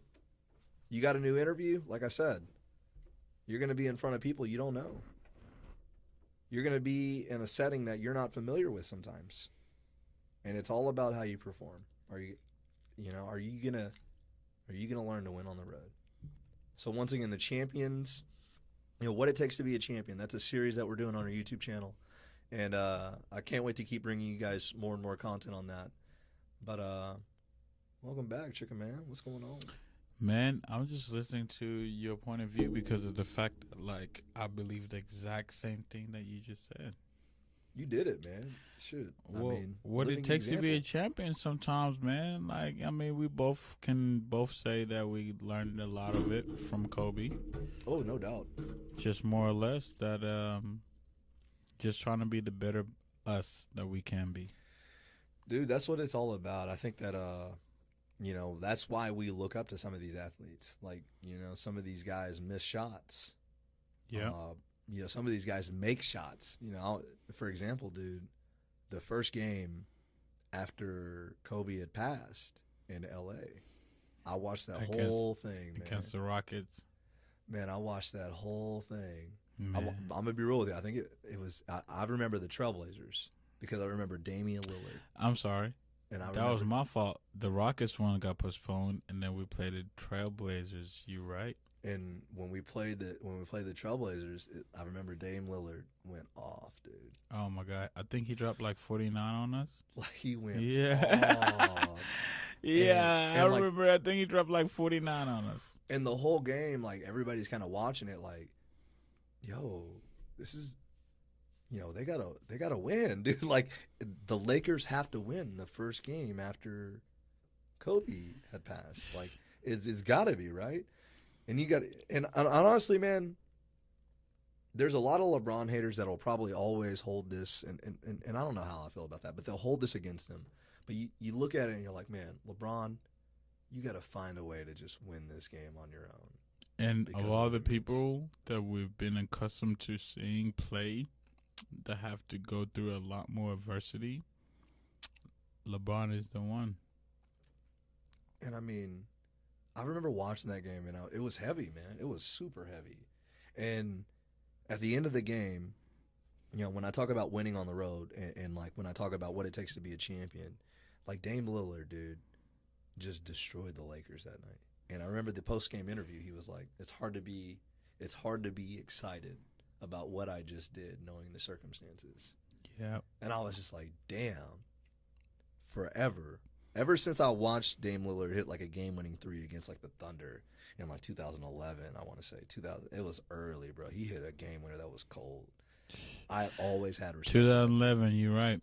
And I think that was his first game winner, Dame Time, when we all found out about Dame Time. Was that against no, that wasn't OKC. That was against who was it against in the West? I forgot. We got fact check. We got fact check. But go ahead. But it was just the fact that like Dame hit that. It was against Houston Rockets. James Harden got worn down the year James Harden won the MVP. Am I correct? So we got him dropping a game winner, 37-foot jumper to cap a 50-point effort as the number 3 Portland Trailblazers beat the number 6 Oklahoma City Thunder. Oh, in it was Game 5 of the Western Conference first round playoffs. What year? So this is saying, man, I gotta find the year. So he's done this to OKC twice. Hey, bro, he's what? killed him, bro. I know that, but like he did this twice. Yeah, I want to say this is it, bro. Wow. This is it. We're watching it right here on the screen, right here. Okay, it's deep, bro. Oh no. This is 2 years ago. This is Paul George. Yeah, Paul George was on him. I'm talking about the one that he hit first when we all understood his Dame time. It was against the Houston Rockets, and this was a couple years before that. And pretty much Dame Lillard. Ooh, yeah, this might be it right here. Yeah. You're right. Yeah. What he year hits was like this? a bank. Does he bank it? I don't know. No. Yeah. I think he banks it. You're right. I think he banks it. Okay. It's just more or less that like. But yeah. Get. The game was close. The game was a good game.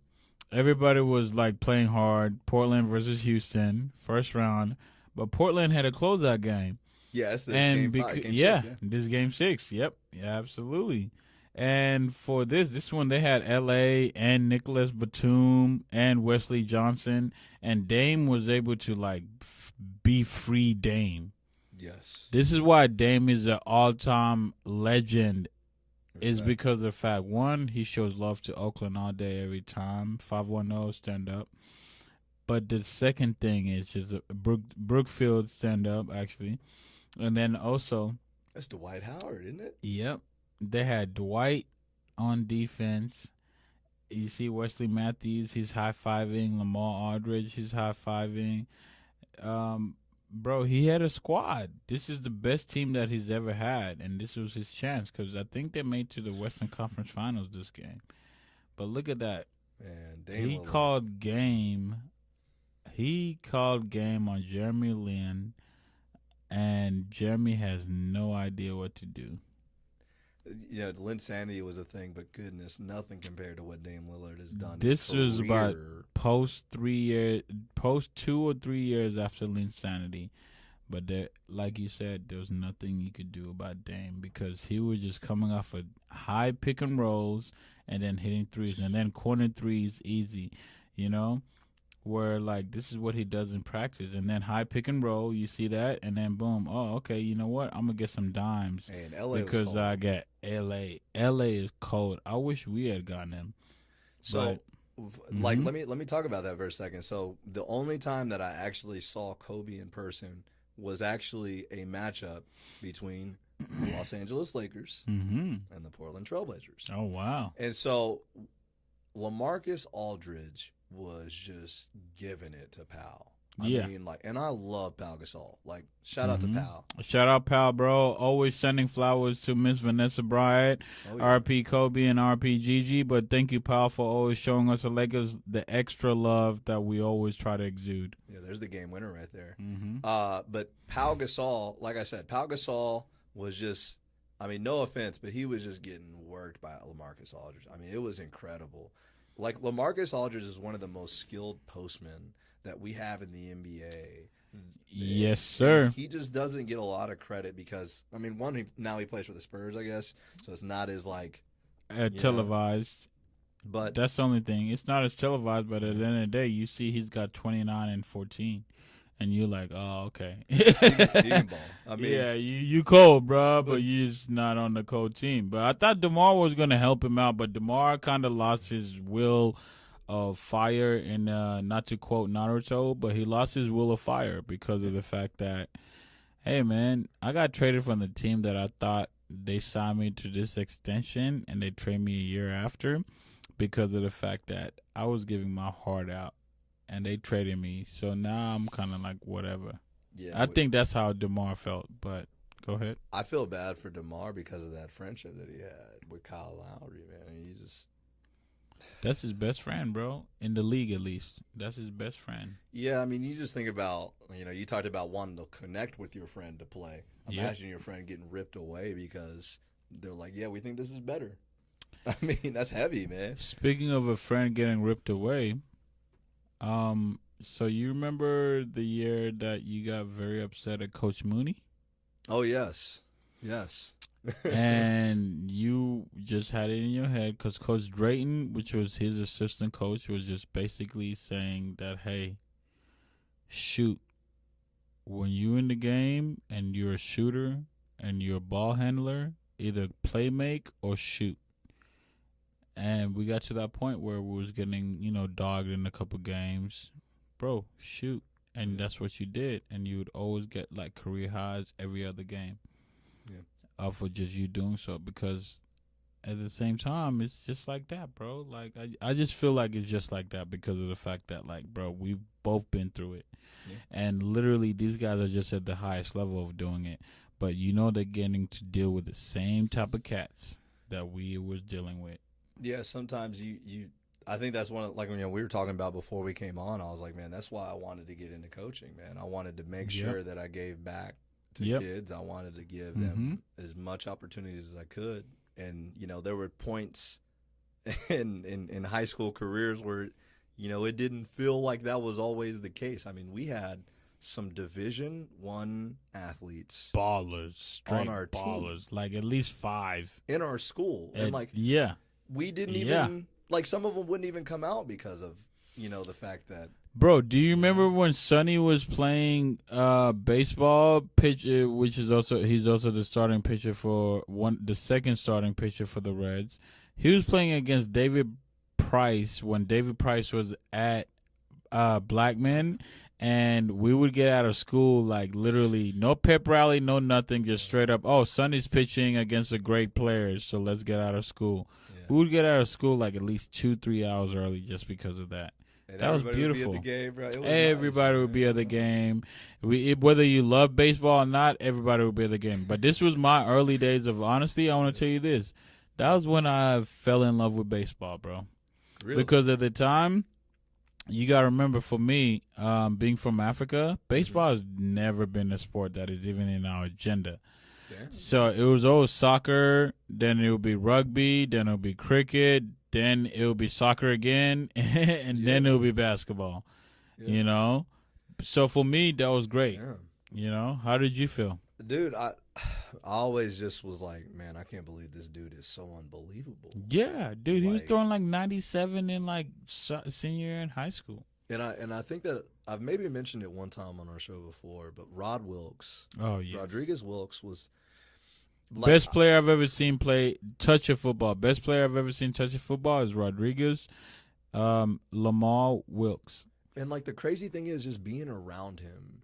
Yep. Like it felt like my overall went from being like a 69 to like a 75. Yeah. You know what I mean? Yeah. Like I agree. It was so weird. Yep. Like we were talking about it before we came on. There was a point in like 2008. Mm-hmm. I think it might have been 2008.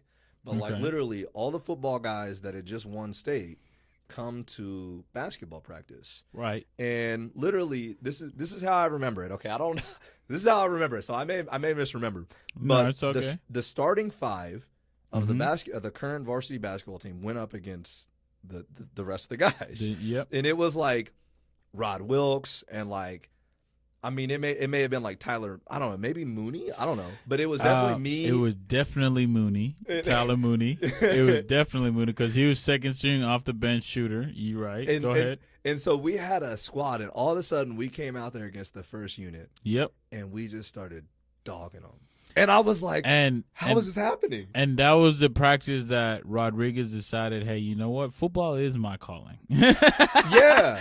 We're not going to do too much in basketball. Not to say like we was trash, but we was borderline. We should have been way We better. should have been way better, but it's also coaching is a big deal. This gave me the respect for coaching. So, like, Rod comes out there. I'm telling you, that first day of practice, like, we just were, like, going. At the second unit was beating the starters, and we were, Yep. like, it was not necessarily close. Not at all. And it was the only reason why I felt like it was like that is because I was playing next to Rod. I've never played with Yep. another athlete that when I teamed up with them, I just felt better. That was the only athlete that I've ever felt like that. Can I have a question to Yeah. interject? Yeah. I feel you with that. Mine was Josh Woodard. Honestly, Yo. Josh was cold, Yeah. bro. Yeah. Our senior year, when you was already a year removed from high school, Yeah. our senior year we beat Laverne. The only time we had beat Laverne in my 4 years because Josh dunked on the dude. R.I.P. Terrence Jones. No. I forgot his last name, but R.I.P. Terrence from Laverne. But he got in a car wreck about like a month ago and Damn. passed away. Yeah, dead serious, bro. And all I could think about was just like Josh dunking on him. The only dunk Josh had in his whole 4-year career, the only dunk he had in game happened to be against our rival that we hadn't beaten in like 18 years or something. And Josh got it, bro. Yeah. Josh was. Oh, man. You know what's crazy though? Like, it felt like those rivalry games against Laverne. Yeah. It was just different. It was Like, it absolutely was different. Weird, man. Yeah. All Every the history time I had on my best game was against Laverne. it. Weird. Every time, from freshman to JV to actual varsity, every time I had my best game was against Laverne. And that was only because it was Laverne. The crowds were packed to the ceiling.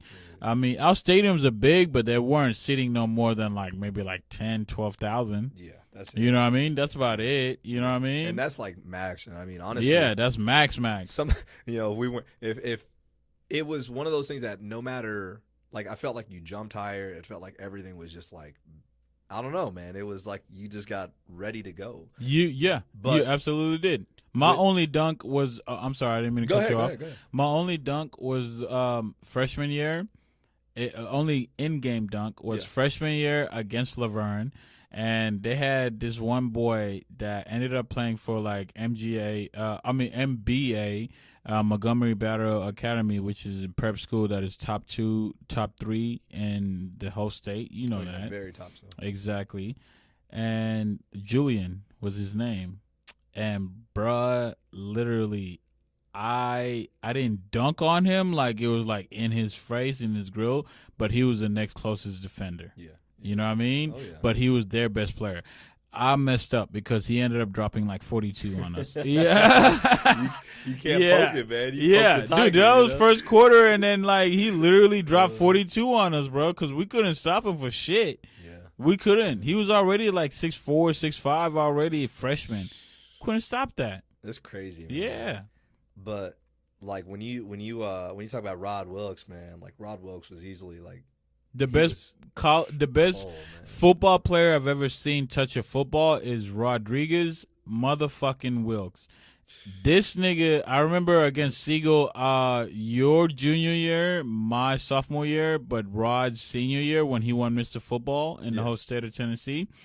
He had a game against Siegel where Siegel had their one cat that was also a number 5, same build, about 6'2", 6'3"-ish. Also had a lot of offers, but everybody kept saying, he's faster than Rod. He's better than Rod. He can do everything Rod can do, but better. Yep. That nigga Rod had 3 touchdowns. That nigga Rod, the first play, no, not the first play of the game.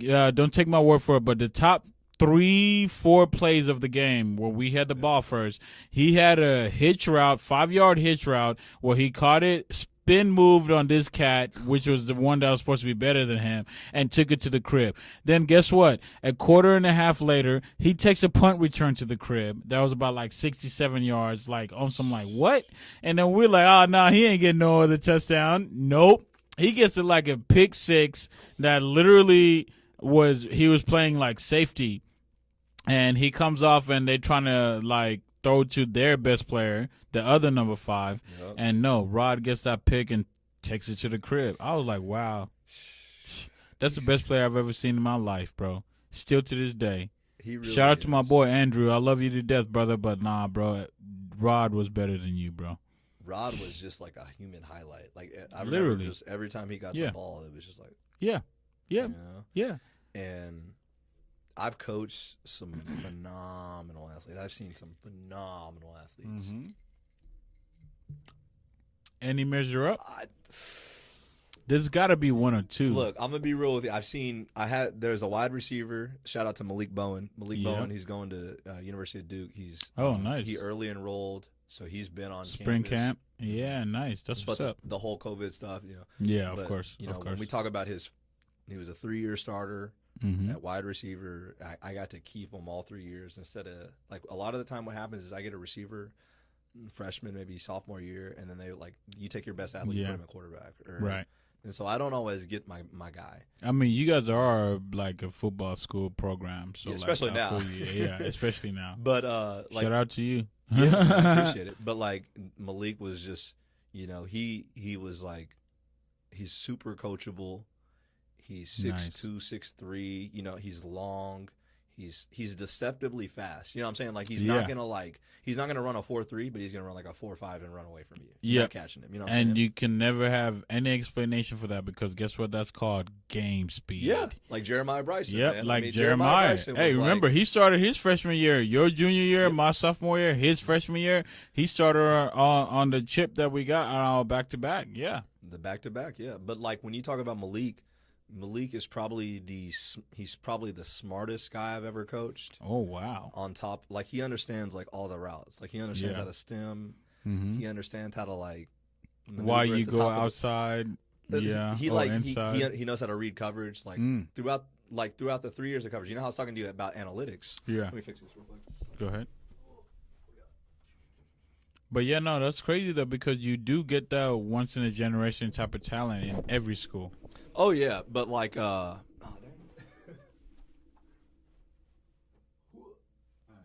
should be good. All right. But yeah, man, like when you talk about Malik, like Malik had been going to like our camps and stuff since like he was a kid. So he's been he's been in that pipeline, but the fact that he just learned so much and like I said with the analytics, he basically got to see 3 years of coverage. Oh, wow. It was always labeled. So he knew what cover 1 was, cover 2, cover 3, cover 4, cover 5, cover 6. Man, like he knew what all the looks looked like. Mm-hmm. And so when he was out there lining up, it was almost like, I know where I got to go. I know what you're doing. Like it was almost not fair sometimes. But the thing is, like when you don't, I'm gonna be real honest with you. When you don't give this kind of guy volume, like you need to throw to him like 15 times for him to like completely to get 8. Game. To get 8. To get 8 catches, but those 8 catches is gonna be like 200 yards and 3 touchdowns. I'm gonna tell you, if you throw to him 15 times, you're winning the game, unless like. Oh, really? Yeah, like. Wow. I'm talking about he's like going over people. He's catching. On triple okay, coverage, so basically like, you basically saying that like it's a cheat code, so you guys tried not to use your cheat code and let everybody else get some shine. It wasn't that we tried. It's just that like. Yeah, you couldn't do nothing about it. I am the wide receiver coach. Okay. Right? Hey, I feel you. Hey, much respect to that though, because I remember our back and forths. But yeah, nah, dude, like legit. He's a cheat code, man. He's a cheat code. Like legit. Wow. He was a legitimate cheat code. Like he's the closest thing I've seen. Like we were playing against Oakland multiple times, and Oakland had like, Oakland is stacked now. Like I've known, like Oakland came up ever since when we played them in our second championship, and we beat them. Ever since then, that was only like their second or third year as being a school. Remember, and they've came up.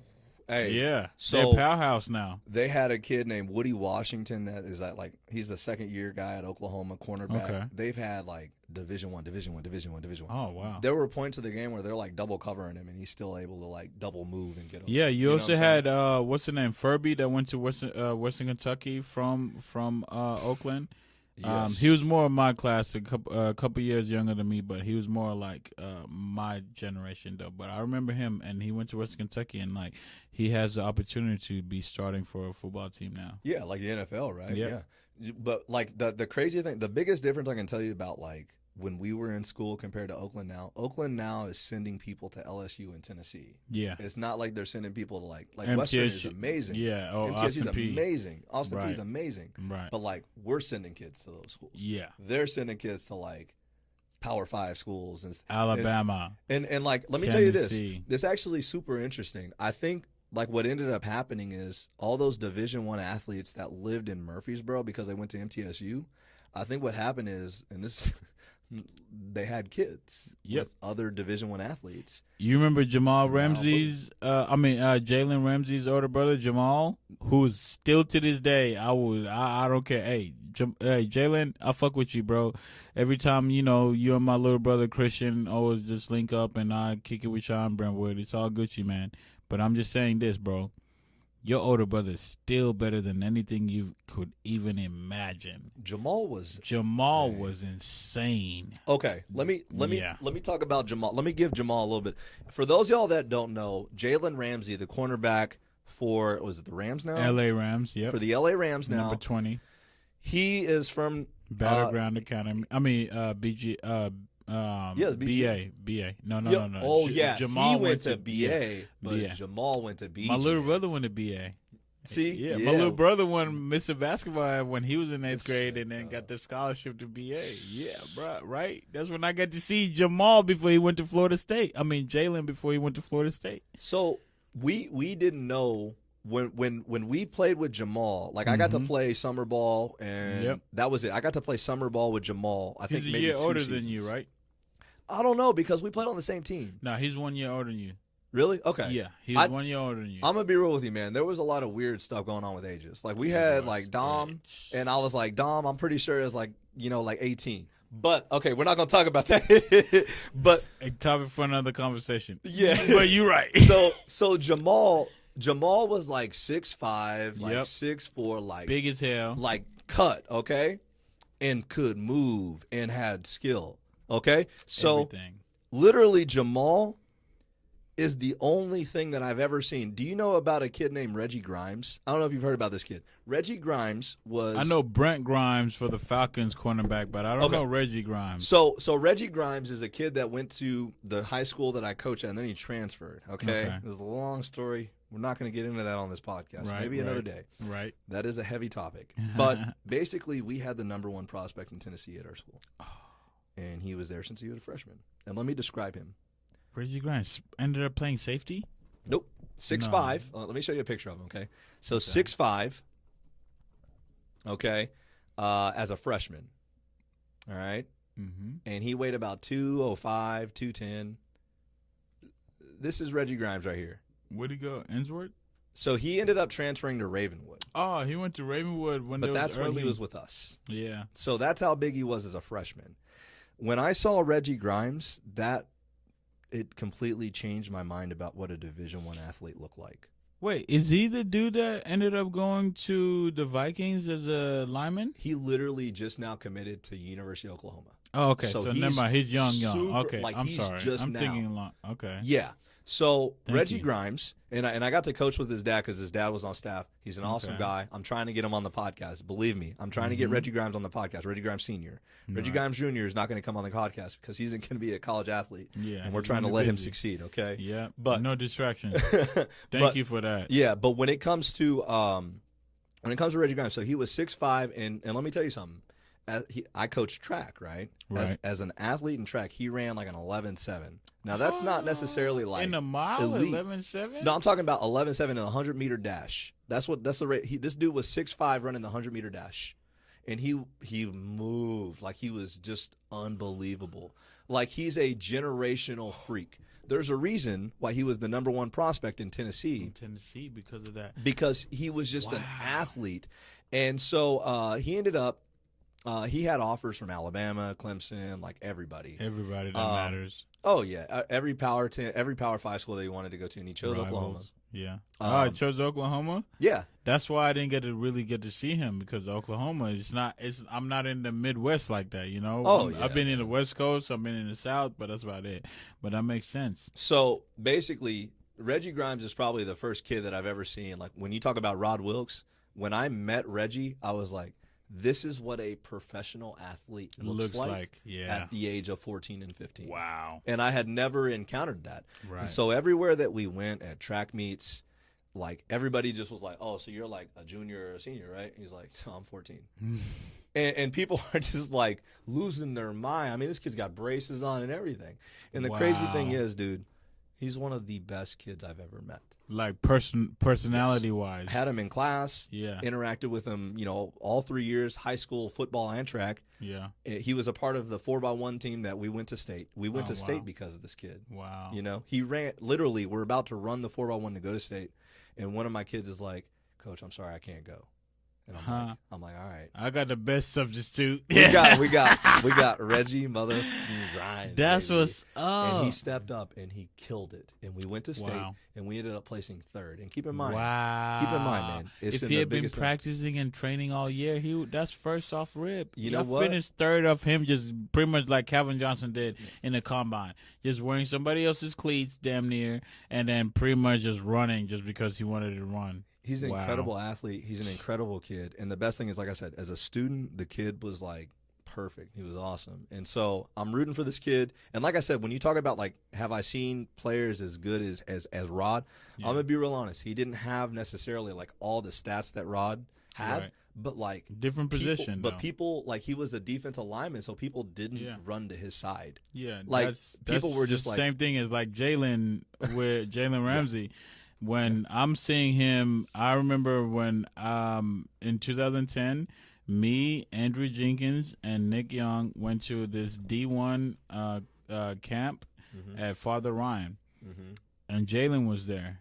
Jalen was working all these niggas, but we were the only niggas that were like over like high school yet. And this was just literally the summer of after we just graduated high school, and because he was going against like older competition, especially Andrew, and you know how cold Andrew was. Andrew was cold. Andrew was cold, and he was going against him. He got way better, and then the second thing happened. He grew. Jalen is like 6'2", 6'3" now. My little brother is like 6'3", bro. Yeah. I don't know what's in the food nowadays, bro, but they getting older. They getting like grown. Man. Yeah. I mean, it's crazy, but I feel you with him, bro, because of the fact that, like, look at that smile, bro. He looks like a freaking person that only has to worry about taking care of his family, because the more happy he is, the more optimistic he is, the better his family can be. You know what's crazy? His dad played at the University of Alabama. His mom ran track at the University of Alabama. His pedigree is perfect. That's why he's smiling. I mean, like, dude, that's why he was an like, athlete. As far as training, as far as technique, He's always trained with the best athletes. He's, when I talk about the best athletes in Tennessee, they train at usually a place that he trained at. Yeah, he trained at. I mean, because his dad was a former pro too. His dad played in the pros. Awesome. He played for the Patriots. That's another reason. Like I'm trying to get Reggie Grimes Sr. on our freaking podcast. Yeah. He hadn't responded yet, but I'm gonna double tag him. Reggie Grimes, he was senior, was on that '94 team that they lost. So he was on the last. As a senior, he beat Danny Werfel in the SEC championship in like '93. That was Florida against. It's Florida against Alabama. Alabama, yeah, because he played for the university. Yeah, but like there's I can YouTube Reggie Grimes pick 6. Like he does this in the SEC championship, I think. Okay. Oh my bad. This is all of his kids' highlights. No, it's all good. But yeah, at the University of Alabama, one of his big plays is a pick 6 in I believe the SEC championship. And like I said, man, the family is amazing. Like that's the with best the family part. is awesome. Yeah, dealing with the people that are like, and then guess what? Male and female are gonna respect you as an adult too. So depending on whatever. Terrible quality, but that's him as a defensive lineman running back a pick 6 in the SEC championship. Yeah. Dog, I think I remember that. and honestly, that was BCS championship. And not championship, but SEC BCS era. So like Coach Grimes also is like one of the most knowledgeable people that I've ever met in terms of football. Let me give him one shout out real quick. Got you. Let me give him one shout out real quick. Yes, sir. I actually still have the note in my phone. Oh wow. So we're sitting in the coach's office before a game. And we're just talking shit, And I want you to read the date of that, and I want you to read what it says into the mic real quick. Can you do that for me? Okay. So the date is September 15th, 2017, 21/7 at 5:27 p.m. Coach Grimes says Lamar Jackson #1 overall. Wow. He said he was better than Mike Vick. Oh yeah. Like no. Before everybody else started catching on the wave, I never said he was better than Michael Vick. All I said was like he can be better than Michael Vick. But I agree with Coach Grimes because him saying this when Lamar literally before the season, right when the season started. The season usually starts like a week after September 15th. September 15th, 2017. Let's Google that right now. Yeah. So. First of all, Louisville, to put it in perspective, I would have to really look up their football schedule here, and I'm trying. Mm-hmm. But like I said, he said that take, right? That's crazy. And I'm going to be real honest with you. Mm-hmm. Okay? I made fun of him. That's the reason why we wrote it down. We said, Coach Grimes. Against Western Kentucky? There ain't no way in hell. So Louisville was 2-1 at this point. Yeah. And so we're listening to it, and I'm like, dude, no way. And lo and behold, like I said, man. Go to the box score. Lamar Jackson. Yeah, that's Western Kentucky stats. Yeah, and I guess I got to you got to click it. You right. Hold on. Okay, there it is. So in this game, is this the right game? Shoot. Might not be the right game because Lamar Jackson doesn't have stats, right? No, I don't see him on there yet. 2017. Oh, that's 2018. I think. Oh, okay, that makes sense. September 2018 is when that happened. 2017 was when Lamar Jackson did that high school player of the year move, and remember he was like Gatorade player of the year. So this is, by the way, this is a day before Clemson smacks them 21-47. Mm-hmm. So they were 2-0 at that point. Yeah. And Lamar Jackson had played against North Carolina and Purdue. Beat them both, and he had beat them both, no doubt. But like I said, man, when Coach Grimes said this in the coach's office, every single coach in the coach's office was just like, hell no, wow, really? And boom, there it is. And I've kept that, and I'm gonna be real honest. Here's one last part of shade, man. When the NFL draft happened, it got to the second round, and finally Lamar Jackson got picked, and I tweeted it out. At least he was it was first round. He got picked at the end of the first round, the last pick in the first round. And so he gets drafted, and I tweet out, I screenshot the tweet, and I tag Coach Grimes, and I'm just like, Just saying, you know. And lo and behold, man, they built the whole team around the dude. Oh my God! And it just Did have you ever seen a player that has ever had more? The whole team is going to change because of you, because you are the whole organization. Not in the pros. Don't forget this. Just remember this about Baltimore. You ever been to Baltimore? No. Oh my God, I've passed through Baltimore, but I've never actually like been there. Yeah, where it lasts at least longer than a day, bro. Baltimore should be the real chocolate city, not Washington D.C. Baltimore should be. Wow. But this is the thing. They embraced him because you had people like Ed Reed, Ray Lewis, and Haloti Ngata. Even though he was still playing, he was just at the time on the like Detroit Lions. They was all giving him this their cred of like he works hard. Yeah, he's gonna be something. He may not be what y'all want right now, but he's going to be something. Fast forward, this past year was just his second year. And that nigga won MVP, bro. Patrick won it in his third year. Granted, he didn't start the first year, and then he came into, like, after that first few games in the season in the second year. Yeah. But that second year, that third year, he ended up winning, Super Bowl. Now, that was his fourth year. Not Super Bowl. The third year, he won his MVP, 50 touchdowns. Then the fourth year, he won Super Bowl. Yeah. But all of that, Lamar is 1 year behind him. Lamar is never going to win the Super Bowl. Damn. As long as Patrick motherfucking Mahomes is throwing no-look passes to motherfuckers that are the fastest players in the league. He's got 3 of the top 10 fastest players in the league on one team at their position. Yeah. Travis Kelce runs like a 4.6 at 6'7", 6'6", 260. One of the fastest in position. It ain't no more Vernon Davis. It ain't no more Antonio Gates. Tony Gonzalez that were big, but they were fast and had hands. Lamar's only chance to beat Patrick Mahomes is because Patrick Mahomes has an absolutely abysmal defense. Yeah. Or maybe Andy Reid maybe retires. You wonder. Andrew. Oh, I didn't even think about that. Oh, even better point actually, because I would say Andrew Reid retires quicker than Lamar wins one. Yeah, I would say that. But this year they got a strong chance. But I just still think that he's got to be able to pass like Mahomes does. It's a passing league. Yeah. You can't be the one running quarterback. Yeah, as great as you are running and passing, but your passes are predicated towards your running. A.K.A. V-I-C-K. Yeah, man.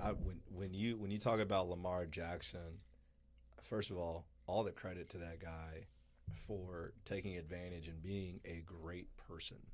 Because everything that I've ever heard about Lamar Jackson. Shout out Pompano Beach. Yep. Shout out Boca Raton. Shout out Deerfield Beach, man. I see y'all cats. Y'all doing it real big. R.I.P. y'all boy Juice WRLD, but he's coming back in a different manner because y'all keeping his spirit alive. And then on the top of that, it's just y'all keep doing y'all thing, man. Florida don't get enough respect. Only bad things, but it's all good because y'all going to represent. Exactly, man. Y'all going to represent, man. Well, you just talk about I love that guy and everything that he's done so far. I hope he keeps doing positive things and keeps – saying the right thing in all those press conferences too, man. He's been tremendous to see grow up, and I can't wait to see how it goes. Because we had kids that used to go on visits to Louisville, and they used to. Who do you think they came back talking about? L. Jack. That's all they could talk about coming back. Man. D. Pyramid that got drafted first round by the Dolphins, but he ain't done nothing. But he has been since he got left the Dolphins, and I see you, bro. Devontae Parker. Yeah. But like I said, man, I'm a fan of that kid. Coach Grimes ended up being so right. And what got me talking about him to kind of bring it full circle is, like I said, we talk about Jalen Ramsey and Jamal Ramsey, and our experience with Jamal Ramsey looked like Reggie Grimes. He looked that good.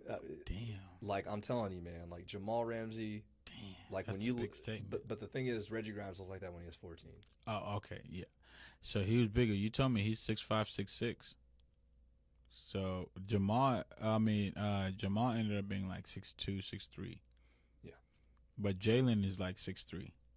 His little brother. I'm telling you, when you saw Reggie Grimes up close, you were just like, he's going to the league. This is what it looks like. Yeah. And I'll be real honest, man. I mean, I think you gotta, like, in order to be an athlete in the league, I think you gotta have a lot of things go right. I agree. Out of all the players that I've ever coached, and I hope this is not putting pressure on them. I think that those type of kids are the ones that make it. I want to say this: those type of kids already have the mindset of, all right, let's do it then. Like when they hear something, they take it as a challenge. I think Malik Bowen and Reggie Grimes have the potential to be in the NFL.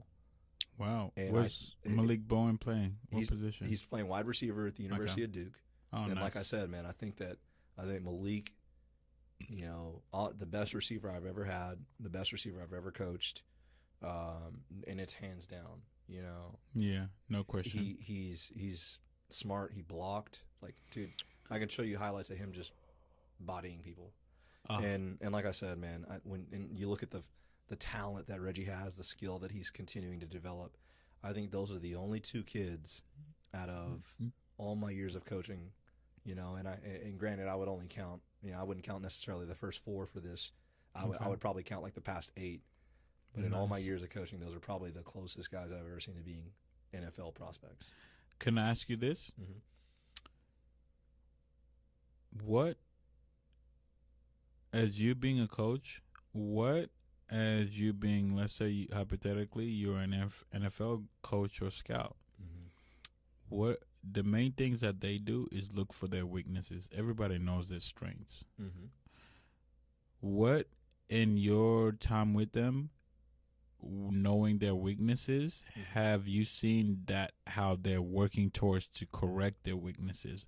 Do they got a high motor? Do they got a high energy? Are they the guys that are like, I'm never gonna quit? What type of thing? Like, cause I'm a big Naruto fan, so I'm gonna always be a cat that is like, I'm never gonna quit. But I want to see what you feel about that. Not to talk about them specifically, but just like what you've seen in general while you've been coaching.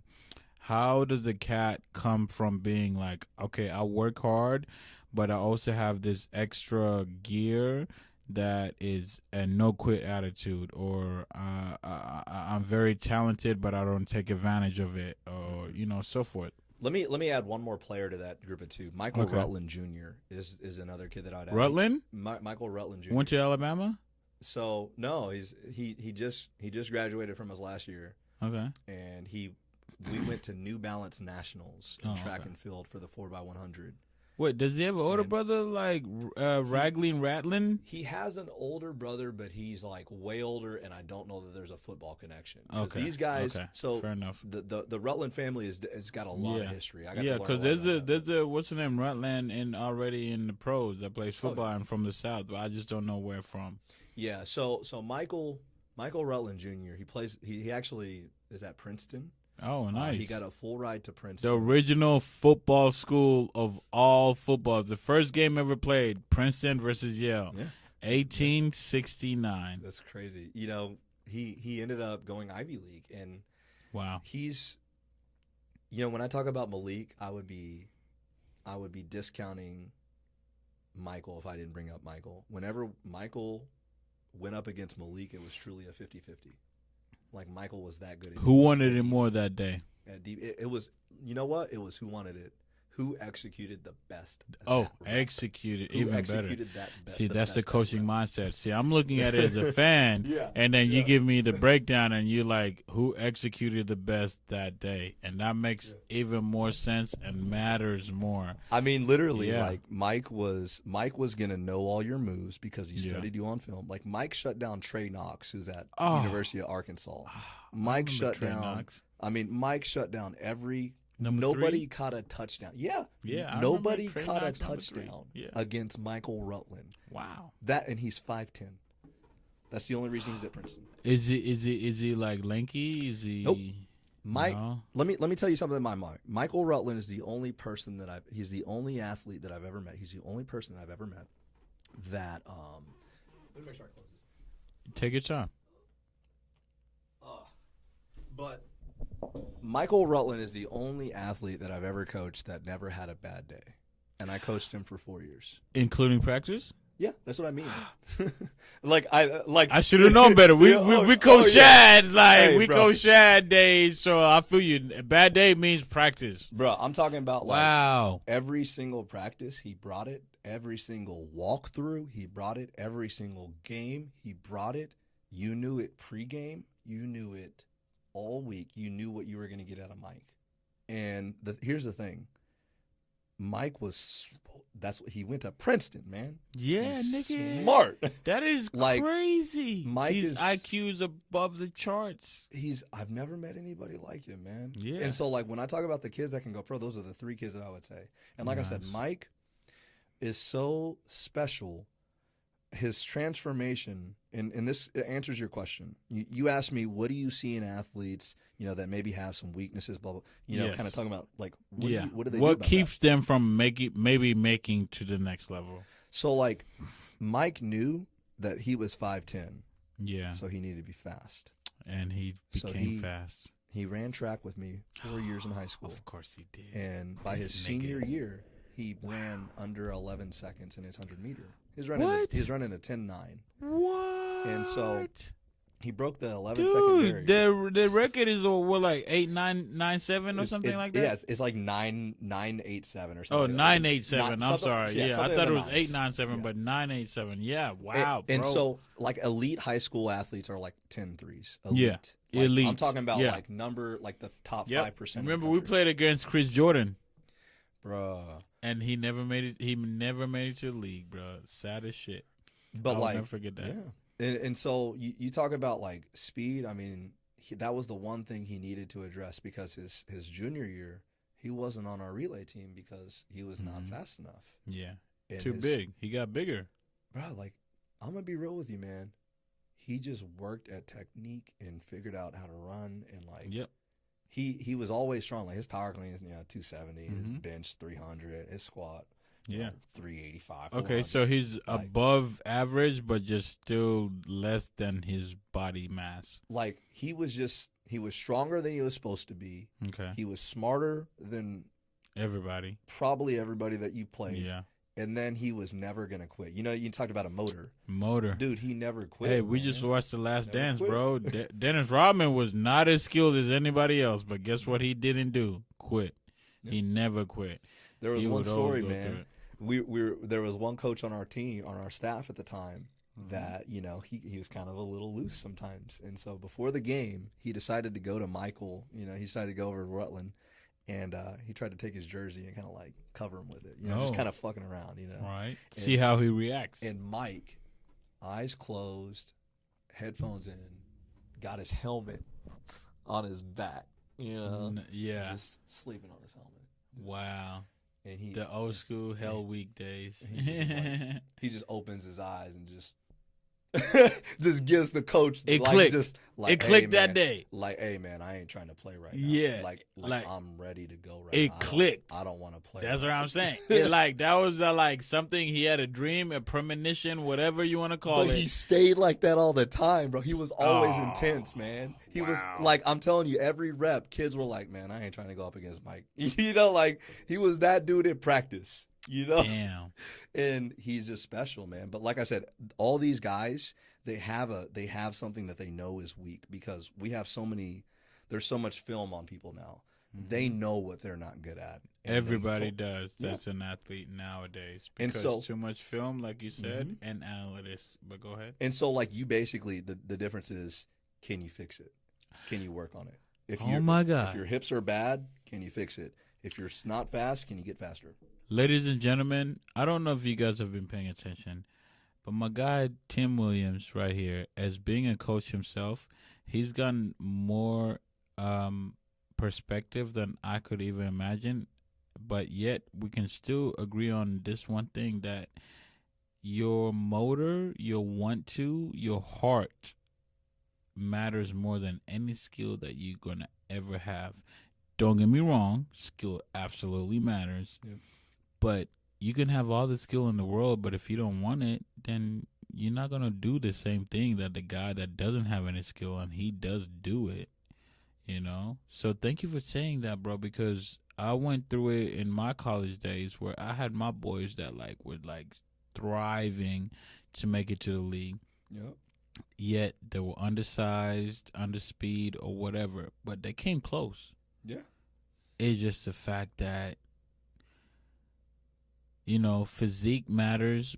If they had the same mindset as some of the other cats that did have the physique, oh man, that would have been automatic. We'll be having this radio station right now and podcast equivalent to, you know, Breakfast Club, equivalent to fucking All of the Smoke, all of that.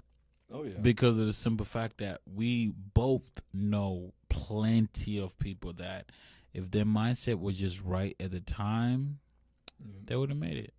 Yep, and that's, like I said, man, earlier, that's the only reason why I got into coaching. I wanted to help those kids guide people, bro. Point, man. And I can tell you this. I wanted to say this, actually, just off topic, but just I wanted to say this, though. I can see it because of your direction with just how you're handling this. Yeah.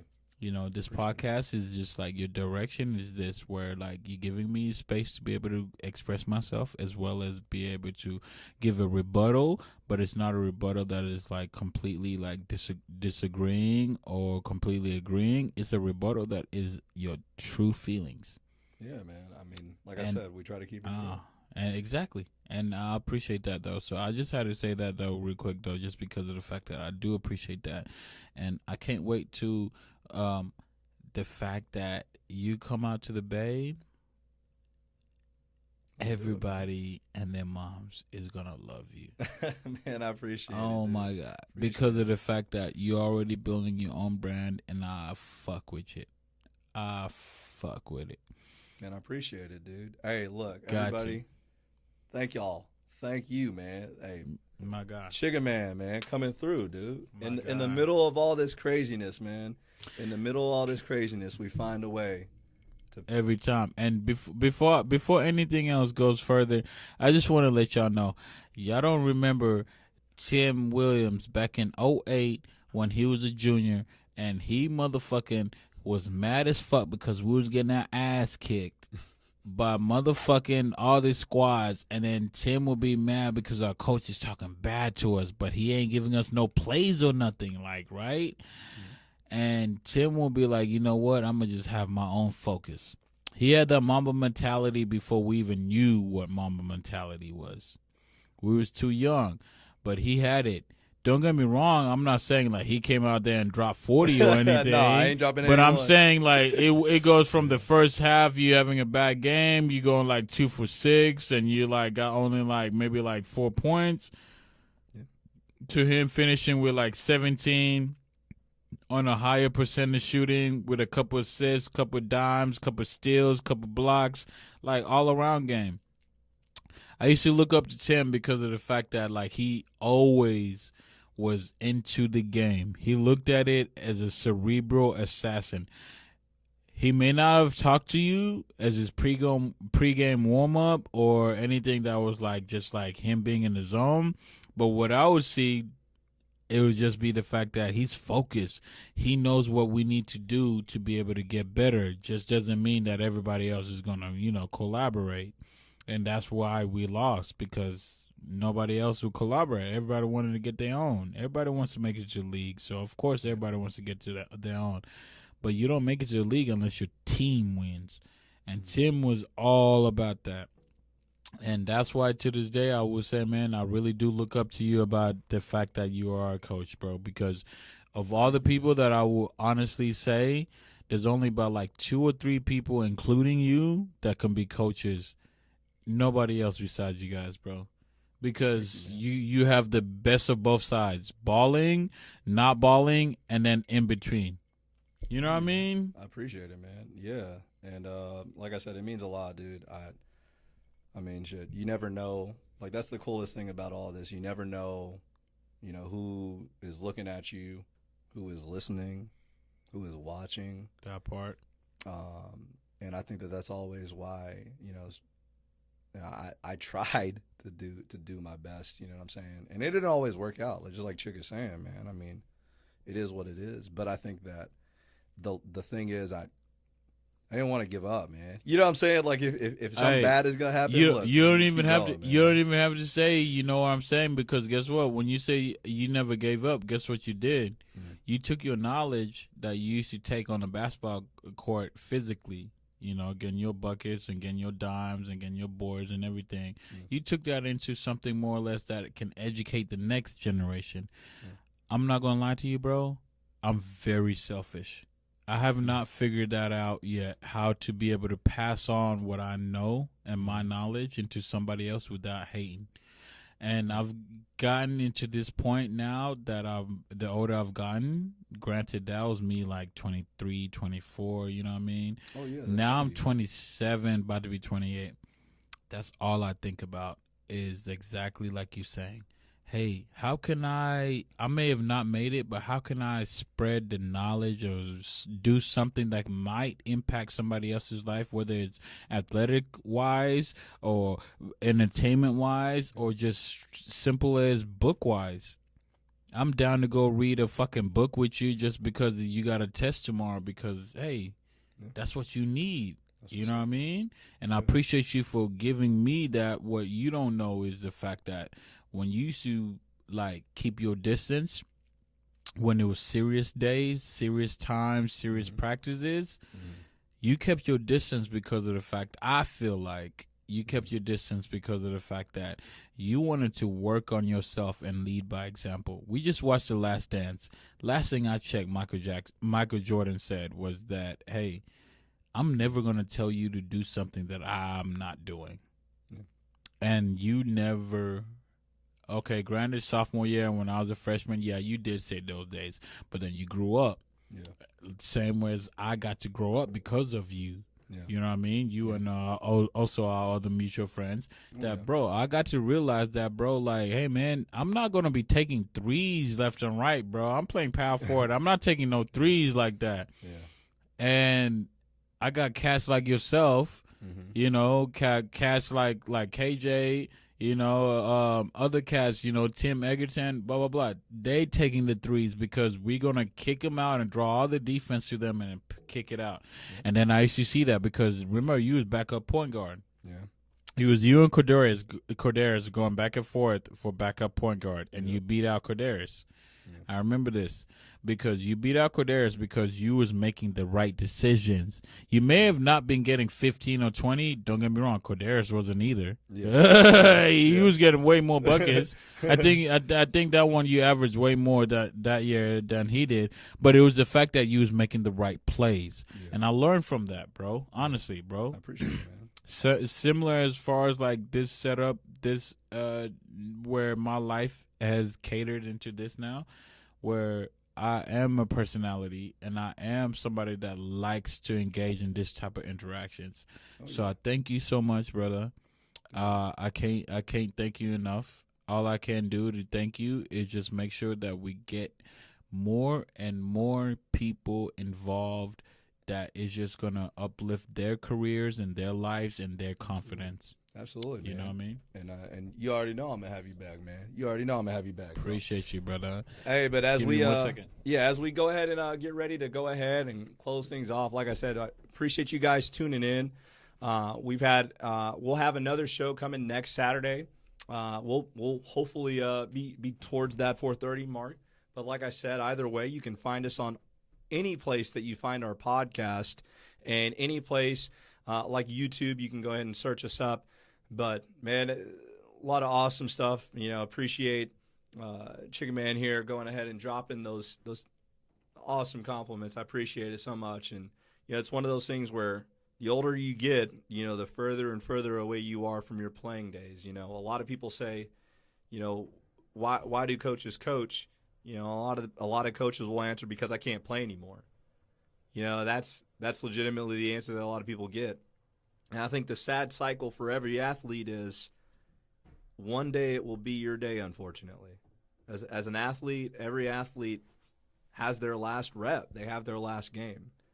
And when it's all said and done, the one thing that I pray, I wish, I hope that every athlete walks away with is I hope that every athlete can lay there on the field or the court or the pitch, wherever you are, your arena. I hope you can lay there and say, I let it all out. And I left it all out there. And the one thing that I can tell you, I will never tell you that I was very good. I will never tell you anything like that. The only thing that I will tell you is that I tried so hard to leave it out there. And, I was mad when we lost anything because every freaking time I wanted to win, man. Like, to me, that was it. Like, I didn't have anything. It was like, yo, you don't have a home that you love necessarily all the time. And that's how a lot of athletes are. You tried to win because that is the one thing that you can take with you that nobody can take away from you. Yeah. Hey man, you might be in the projects, you might be in the hood, you might be in the trailer park, you might be in the mobile home, you might be in the apartment, you might be in the wherever you are, man, or girl, right? But you can always say, dude, I gave it everything I got on that field or that pitch or that court. No regrets. And I can lay my head on my pillow or the side of the road, wherever I'm at, and I can say, dude, I did everything I could. And honestly, sports taught me that. Sports taught me that, look, this may not work. What I'm doing may not work. But if I give everything that I have to it, and if I put everything that I can into it, then at the end of the day, how can I be mad? If I've played everything that I can, if I've done everything I can, when I'm down, when I'm done, I gave it all I got. And that's it, man. That's it. Man, one I wanted to add just to that, bro, is just a simple fact of that mindset. I'm glad you're in coaching because not when we were that age, you know what I mean? Yeah. Would we have listened? Do you think we would have listened to somebody that said something like that? I think we. Be there, man. I think they would have had to be there and going through it with us. Yeah. But you going through it with them. Yeah. They can relate to you.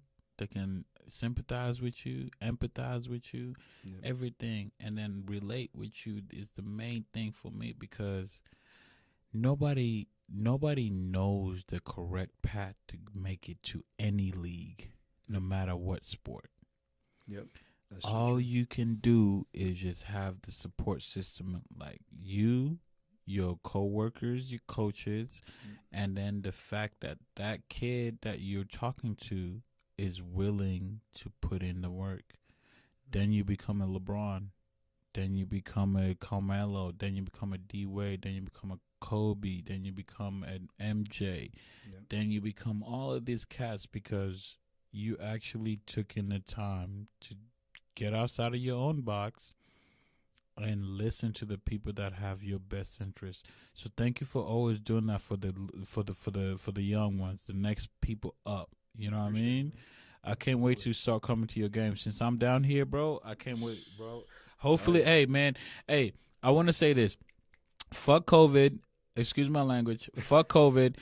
Anyways, literally, hopefully we can get back into normal football schedule for at least high school, college, and professionals going for it by the end of this summer so that we're all able to enjoy what we love most, which is sports, what brings us together, which is sports, and what we all just, have memories from, which is sports, whether you're playing them or not.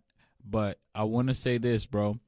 Thank you for what you do because of the fact that you are teaching the next generation to be better men, first and foremost. And then secondly, maybe if you have the talent, you can actually make it. And if you don't have the talent, then work hard enough to be able to be what's it called? An option, and something that is gonna be on the table to that you can make it. Yeah. Thank you for that, man. I appreciate it, dude. And listen, appreciate you coming on, man. It's been a great podcast. We appreciate you guys for listening. And dude, we'll definitely have you on again, man. We'll definitely be in the talks for that. And who knows what you'll be up to by then, you got a lot of stuff going on. Man, well, speaking of a lot of stuff going on, man, I will say this, bro. Shout out to Sheesh Radio, all day, every day, Bay Area stand-up, Oakland, what it is. Been doing that for a minute where I've been on radio station and I've been the host. Absolutely. And it feels good being on the other side of the seat. I like your direction. I'm not gonna lie. I love your direction because you keep me engaged, you keep me involved, and you keep me where like I get to express my true self. You know what I mean? I appreciate that, brother. So definitely shout out Sheesh Radio. Don't forget, everybody, let y'all know right now. Fucking tune into Emas fucking every fucking week. Anything he posts, let him know. Holla at your boy. Appreciate it. Give some feedback. Let him know what you guys prefer and like so that he can come through and then bring the same guest every other day and there. Absolutely. And then keep it interchangeable as well as like this COVID right now. I hope y'all staying safe. Absolutely, man. All y'all stay safe. And like I said, feedback is all good, baby. Let's get it, man. Mm-hmm. But stay safe. Do what you got to do. If you got to work, absolutely, get that money. Just be safe while you're at it. And yep. Until then, guys, we appreciate you tuning in. I want to say just right before I didn't mean to cut you off, big bro. Hey, if anybody got a John Morant jersey size large, maybe I'll take a medium. I need 2 of them joints. I need them stitched and I need them all the way Nike down. So holla at your boy so he can holla at me. Hey, y'all can find me up in the Hermitage, up at T-Mobile, man, doing my damn thug dizzle. You know what I mean? Yeah, holla at your boy, your Wadrin, like Rocky Town. Hey, but it's all good because you call me Chiggaman because that's my stage name. And it's all Gucci, man. But, like, holla at your boy, tap in, and I need them John Morant jerseys. Yee! Hey, y'all have a good rest of the night. Holla! Yee!